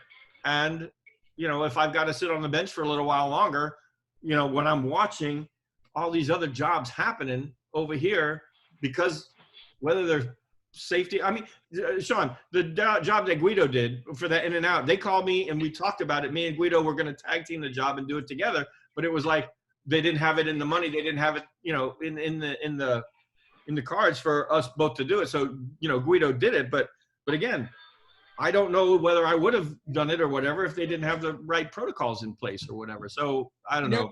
It was run actually very well. Daphne was the first AD on the job. Yeah, I talked to her about the job beforehand too. She did a great job. You know, we had our temperatures checked beforehand. She was very aware the whole time, looking around of what was happening. Did you think so, Roberto? I thought she was pretty on top of it.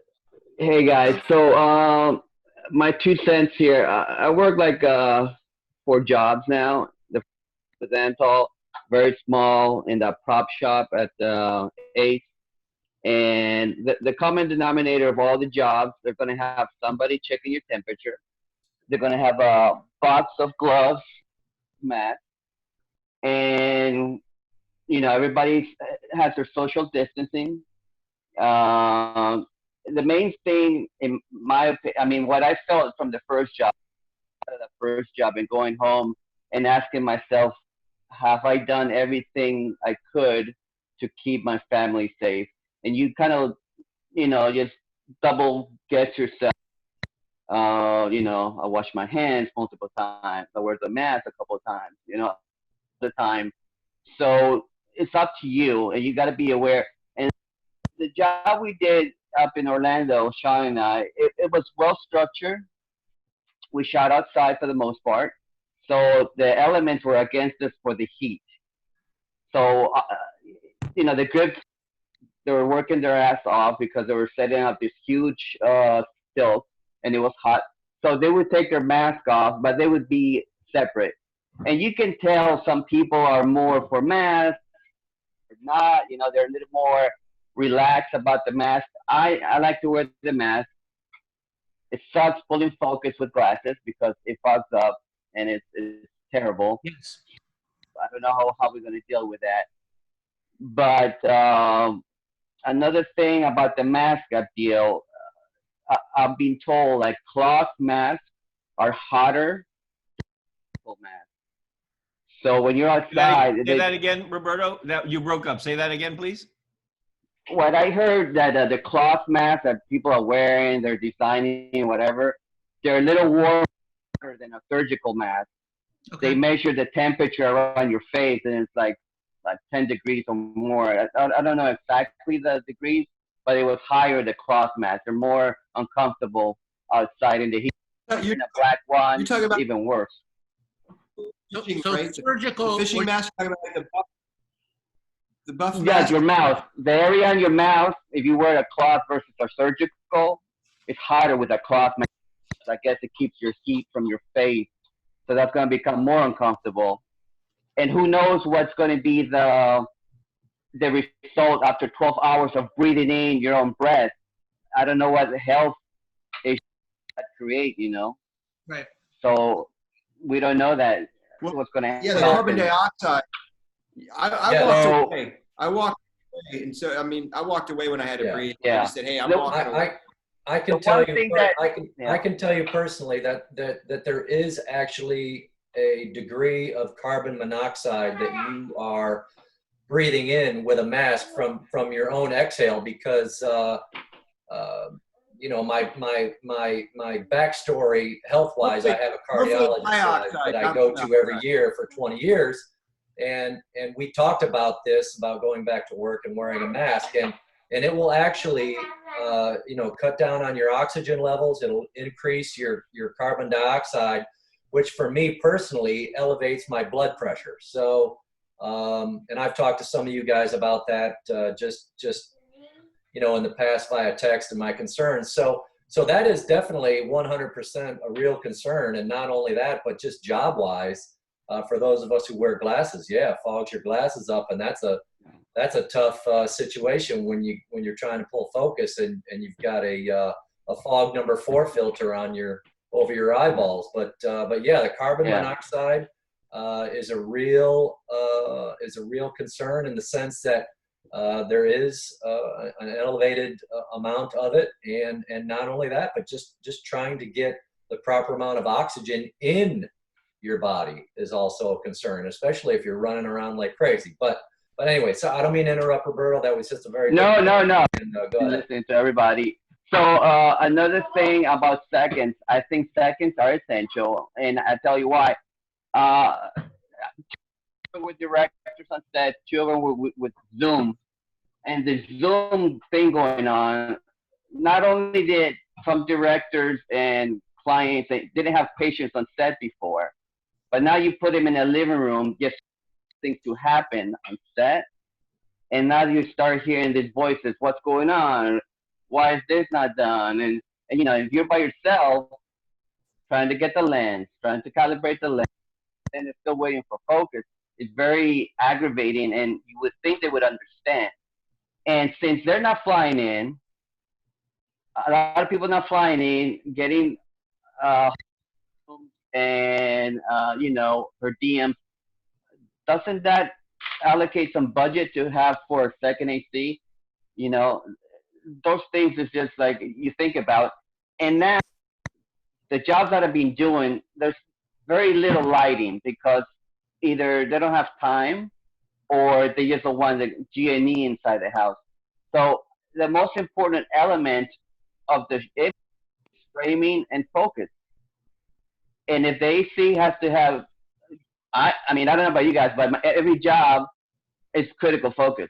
You know, they want pretty pictures and no depth of image looks what it is.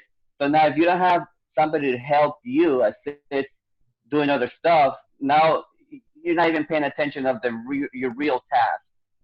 So, you know, and I think they're using COVID-19 because of the health, saying there's less people on set. Okay, but we still need people, you know, to organize the equipment, get it ready and efficient, so you don't waste time, you know.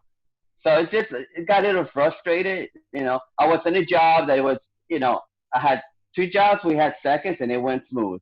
Then, well, the answer was, like I said, it was very good job. So I did another small job, and thank God it turned out to be very small. And again, like Mike said, it was a celebrity golfer. So when you're dealing with a celebrity, they're the ones that are taking care of being cautious. I mean, productions are, but I think productions is like, okay, we're here, wear your mask, be safe, but do your job. But the ones that put in more resistance are, if you go in somebody's house, like a celebrity, we waited quite a while, you know, make sure everybody was in order to go in, and, you know, they were very cautious. But for the most part, what I'm seeing, the jobs are still going on. We're going to have to wear masks and just be very cautious. The only thing that, because there's some jobs that you can't stop because, you know, like they slated so many shots, but you have to take time. One day I didn't have time and I kicked myself to give us like hand washing breaks or some kind of, so you can go wash your hands when you can. It's been like 6 hours and you haven't been able to wash your hands. They should do something about that, like every 2 hours or something. If it's important to wash your hands, I think they should allocate a little bit of time for that.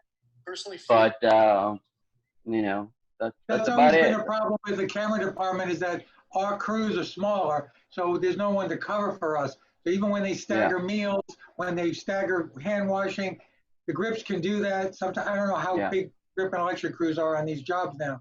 We can't leave, and nobody wants to stop. And sometimes we've been getting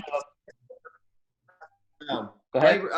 All the jobs I've been walked around with hand sanitizer and squirt. Like, they also have that. They also have hand sanitizer. But if you want to wash your hands, some couple of jobs, I mean, we shot in location, but there was another job. There wasn't really, like, they don't have the porta potties anymore. They don't bring for the crew outside. So it's, you know, it's just a little bit more. If it was so very important to wash your hands, they should make it easier to wash your hands. That's my point of view. Right. I have with Anytime, David Rojas over at Anytime, he's purchased all these hand washing stations. And I know that Gabby has these hand sanitizing touchless machines, but the washing stations that we are going to be renting from Anytime are going to make sure that we have, whether it's studio, whether on location, you know, these hand washing stations scattered around that's convenient for the set and convenient for the crew to walk away. I know that Sean Thomas, who was the AD on our job deal, he tried to every half hour. He started out, taking breaks and having people take a break and go wash their hands and breathe for a second. That's pretty critical, as you were saying. I was in that studio, and I had my mask and my shield on, and the whole time I'm sitting there with my mask, just not the whole time, but a lot of time pulling it away from my face just so I could get real oxygen without going through the mask and that type of thing. But yeah, washing the hands. I had a hand sanitizer thing on my desk right there where everybody was coming around and just getting the hand sanitizer and just keep doing it. That's it's critical. It's important, for us to be conscientious, about our situation. The whole thing about the staffing and the conditions and the length of days and those type of things. Hopefully it'll normalize out to where it's reasonable, even in these conditions of smaller crew or during these COVID situations.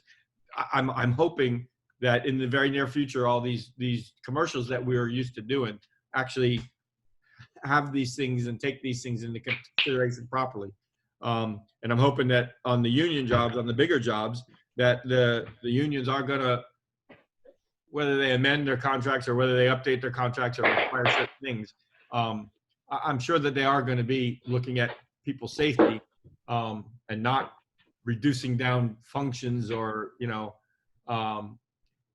they talked about the COVID coordinator person being an IA position that's going to be right next to the medics, as opposed to just having a PA taking temperatures and wiping down everything and that kind of thing. There's got to be a level of training. There's got to be a level of understanding, not just somebody coming by. But then again, maybe the temperature thing is I'm not saying not to diminish it, but you can't go into Costco. They're taking your temperature going into Costco. I don't think that's a registered nurse or an EMT or somebody that's doing that. They're just, it's just an everyday person.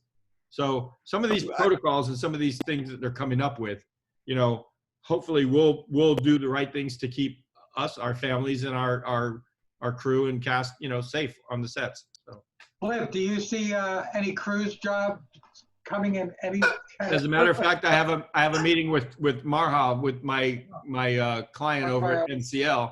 They need to shoot some corporate videos first off, but the marketing departments do definitely need to come into advertising and really letting the general public know how to cruise again. My daughter and my son-in-law, who live with me here, they both are working for Royal Caribbean here at my house because they haven't gone into work. My daughter got let go a few weeks back, but Royal's first cruise is set for August 1st. Not all their ships. They're looking at Bahamas and Jamaica and some of these ports actually opening up, so they need ports to go to for their cruises. All these ports and all these islands that we went to, 80-90% of their whole income is coming from cruises, and these cruises haven't been there in months. So these Jamaicas and Bahamas, everybody, they're opening up because they need the cruise passengers there. The Keys, down in the Keys, if you talk to some of the people that don't need it and don't have businesses in the Keys, it's fine for them not to have cruise passengers there. But if you look at all the businesses down in the Keys, they need, or they want those cruise passengers there. So as far as cruises go, yes, I'm talking with them, and these protocols and these lists of recommendations on what to do on set, and I'm sharing it with them, and they're coming up with their set of protocols for their ship's crew and for their passengers and how they're going to be actually doing the cruises. And like in the theaters and the buffets and all this, they're figuring out their ways on how they're going to be doing things.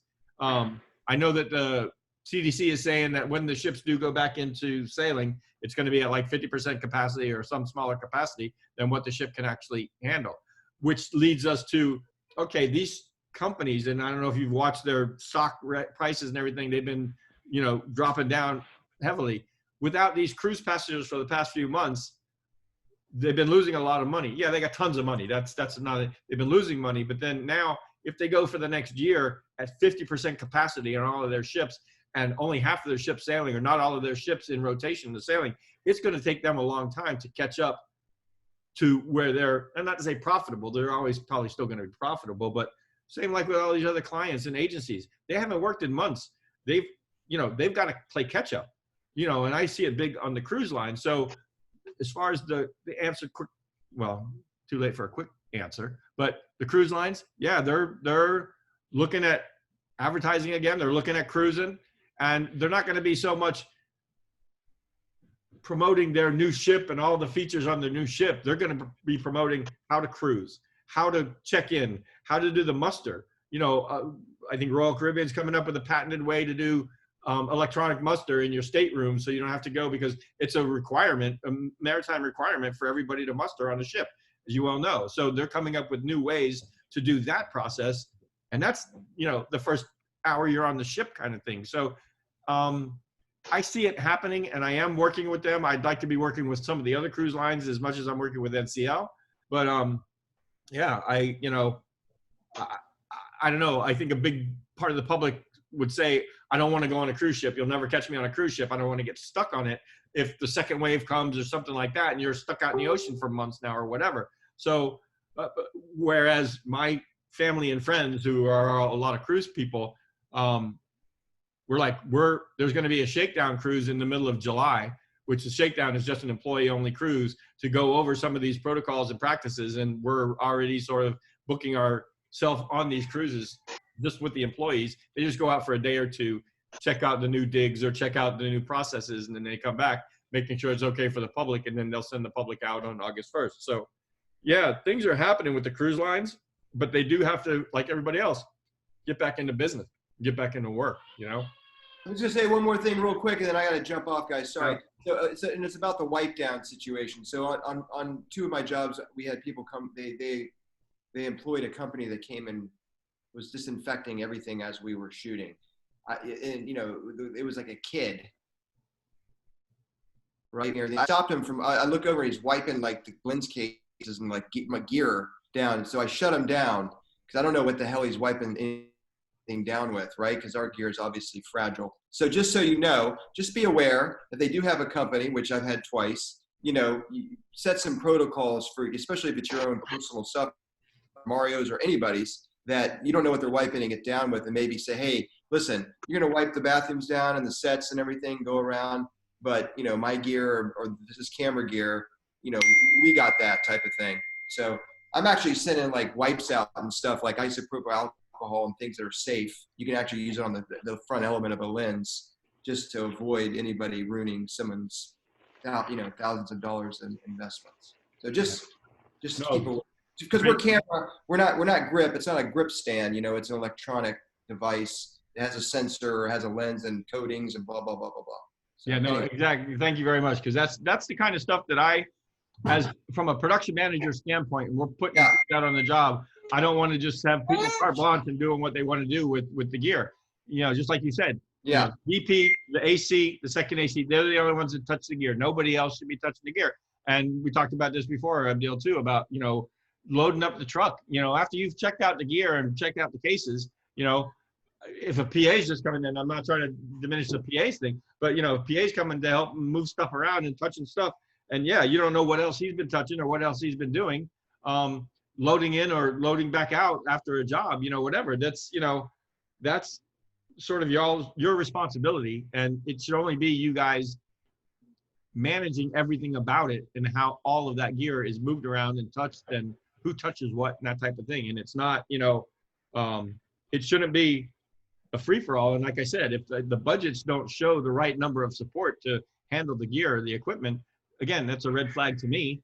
And I'll say something at the front end of the job. But if they just say, oh, we'll just have a PA do that or whatever, to me, that's not, God, I hate saying it like this. It's not an acceptable answer, Sorry. I think that it's important to. Sorry. Hey, Hey, Sean, thank you very much. I know you got to run.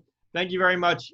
Again, I'll share this with any of the camera team if they want to, if they weren't able to make it, that type of thing. Go ahead, Steve. There's an important distinction between the virus on surfaces and getting it from people. And if you gave me a choice, I'd rather see the money go towards, aerosols virus transmission, because I don't think it's as easy to get, and you can solve that by just washing your hands and not touching your face. So if a PA touched the case, I'm going to open the case, but I'm not going to touch my face. If I'm forced to work with people in a crowded elevator or room or car or bus, you know what I'm saying? That's a hell of a lot more chance for 12 hours or 16. Even if they're wearing masks, those masks do not stop COVID from being in the air. So I think that in general, as a producer, as a safety person, more emphasis should go on protecting people from each other than from surfaces. Like Sean was mentioning, wiping everything down. He's probably right. I think it might be a little overkill. Unfortunately, if you read the IA Local 600 white paper so far, they spent a lot of time talking about cleaning, having a full-time person cleaning. I think that could be a missed opportunity where what they should be dealing with is separating people and like having a focus puller has his own station, maybe using remote heads, maybe not using primes as much, using a zoom lens more often, cut down on lens changes. But that's an artistic thing where it gets back to what you started with in the very beginning. Are they willing to make those kind of artistic changes, content changes, to shorten the day, to make things facilitate better? But I don't know if that's, Hey guys, I'm pretty useless here. I'm gonna go. Nice to see you guys. Bye. Well, that's who was making the noise. Yeah, sorry. Thanks, Justin. All right. Thank you Yeah, guys. Appreciate it. I actually was only I thought this was only gonna be sort of an hour or hour and a half, if anything. I mean, if anybody needs to go, of course, need to go. I love talking with you guys, and I love hearing what the new thoughts are on our new normal. I don't know if I like that phrase, but on our new normal, which is, ultimately the way things are and the way things are going to be. But, thank you very much for joining. Appreciate it. Thanks for having it. Don, I haven't heard good idea. I'm glad we did this. This was good for everybody. Bunsky, say hey, man. What's up? This is good for everybody to get their thoughts out. I'm glad we did this. Yes. Yeah, no, thank you, Flip. Thank you for putting it together. All right. Well, I'm going to share a couple things with you. This one insurance Zoom one that is probably an hour long. It's very good information on the legalities and the liabilities and what the insurance companies are going to cover, what they're not going to cover. The head of Workman's Comp is on there. CAPS payroll is on there. The VP of CAPS, and so that's good information. I'll share that with you as well. If you if you don't have any of the documents that have been floating around, I've got tons of them, but probably everybody's been seeing most of them. Everybody was waiting for the white paper. Now I'm waiting for phase 2 of the white paper to come out. And a lot of the documents out there are for long format projects, and not necessarily what we, unfortunately, because of our lack of incentive and everything else, we're dealing with our commercials and all these sort of smaller projects. But they are happening, and we started them. Actually, I don't want to say we started recently. We haven't stopped. I think even March, April, May, I mean, there were jobs going on. And from what I heard about all those jobs going on, everybody was pretty much, there were a few that didn't, but pretty much doing the personal responsibility situation, washing their hands, wearing their masks, keeping socially distant, and so on. There were a few that didn't, and I heard there was a couple that were shut down, whether by police or CDC or whoever, because it was just too big of crowds or whatever. But I was a little concerned. Sorry? I was a little concerned. I was concerned that on Facebook I saw one of the local gaffers who owns a truck, I'm not going to give his name, posted pictures saying first job back since March. And I think it was green screen. I couldn't tell if it was a still job. No one was wearing masks. Yeah. And I even asked them on the Facebook page, in the comment section, I said, no masks? And now the post is gone. And he posted some new pictures of just the equipment, just his lights. Right. So that kind of upset me a little bit, because I'm just wondering how much of that is going on, do you think, where it's just as if we never had this and people just showing up? They are out there, especially from what I understand, and I'm not trying to discriminate against music videos, but music videos, the reggaeton and stuff like that, there's a lot of things going on that, I don't believe anybody here necessarily has been on any of those jobs, but shit, they're happening. And it's scary, you know? Yeah. It was like the launch on Wednesday, the first try on the launch on SpaceX. I don't know if you saw it. I have a picture where on the bridge where everybody was trying to watch the launch, it was thicker than Woodstock, okay, with the number of people. And I zoomed into this still picture I got, and there were like 3 people out of the thousands that had a mask on. And I just, you know, and it's in Florida, it's just right down the road here. And they didn't even, you know, they didn't even have a care in the world about it, you know? And there are people like that, you know, whether it's, they call it the red virus or the blue virus, what side you're on, or whether you want to stay home and stay protected, or whether you just want everything opened up because you want to live your life the way that you used to live it. You know, the mentality of that is out there.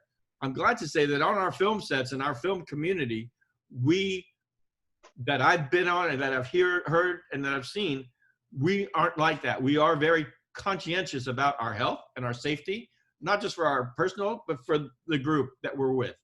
Again, there are some out there that weren't that way. And I'm kind of glad that I wasn't on them. I heard from an AD in the middle of a job. He was doing a music video with Pitbull, and everybody was wearing their masks and everybody was doing their thing except Pitbull and the other guy that was with him. And it was kind of ironic because the whole music video was about us being safe and going back into the world and going back to, you know, but when he was performing, yes, he didn't have his mask on.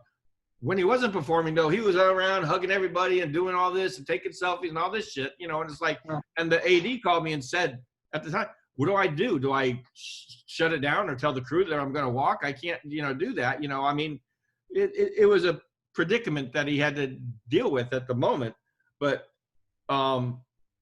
you know, luckily nothing happened. Nobody caught anything or whatever. But for the big name talent, these big name celebrities, yeah, like DJ Khaled, he had the money. He wanted nobody in his house. He wanted however he wanted it. You know, that's great and that's perfect. And I wish that everybody had that kind of mindset and concern. You know, maybe, you know, they come up with a cure. Maybe they come up with a virus or a vaccine or whatever in X amount of time, and we get over all of this and we're back to normal. I don't know when that'll be, but you know, in the meantime, we've got to do the things that we've got to do just to keep safe. So there it is. All righty. All right. Well, thank you guys again. Yeah, thank you, everyone. Thank you. Thank you, As Cliff. new information comes out, I'll try and either share it, or if you have information that maybe I don't have, please share it with me, because I'm just storing everything and reading everything and that type of thing. All right. Good seeing everybody. All right. Good to see everyone. Stay safe. Thank you. Thank you, guys. All right. Bye. Bye.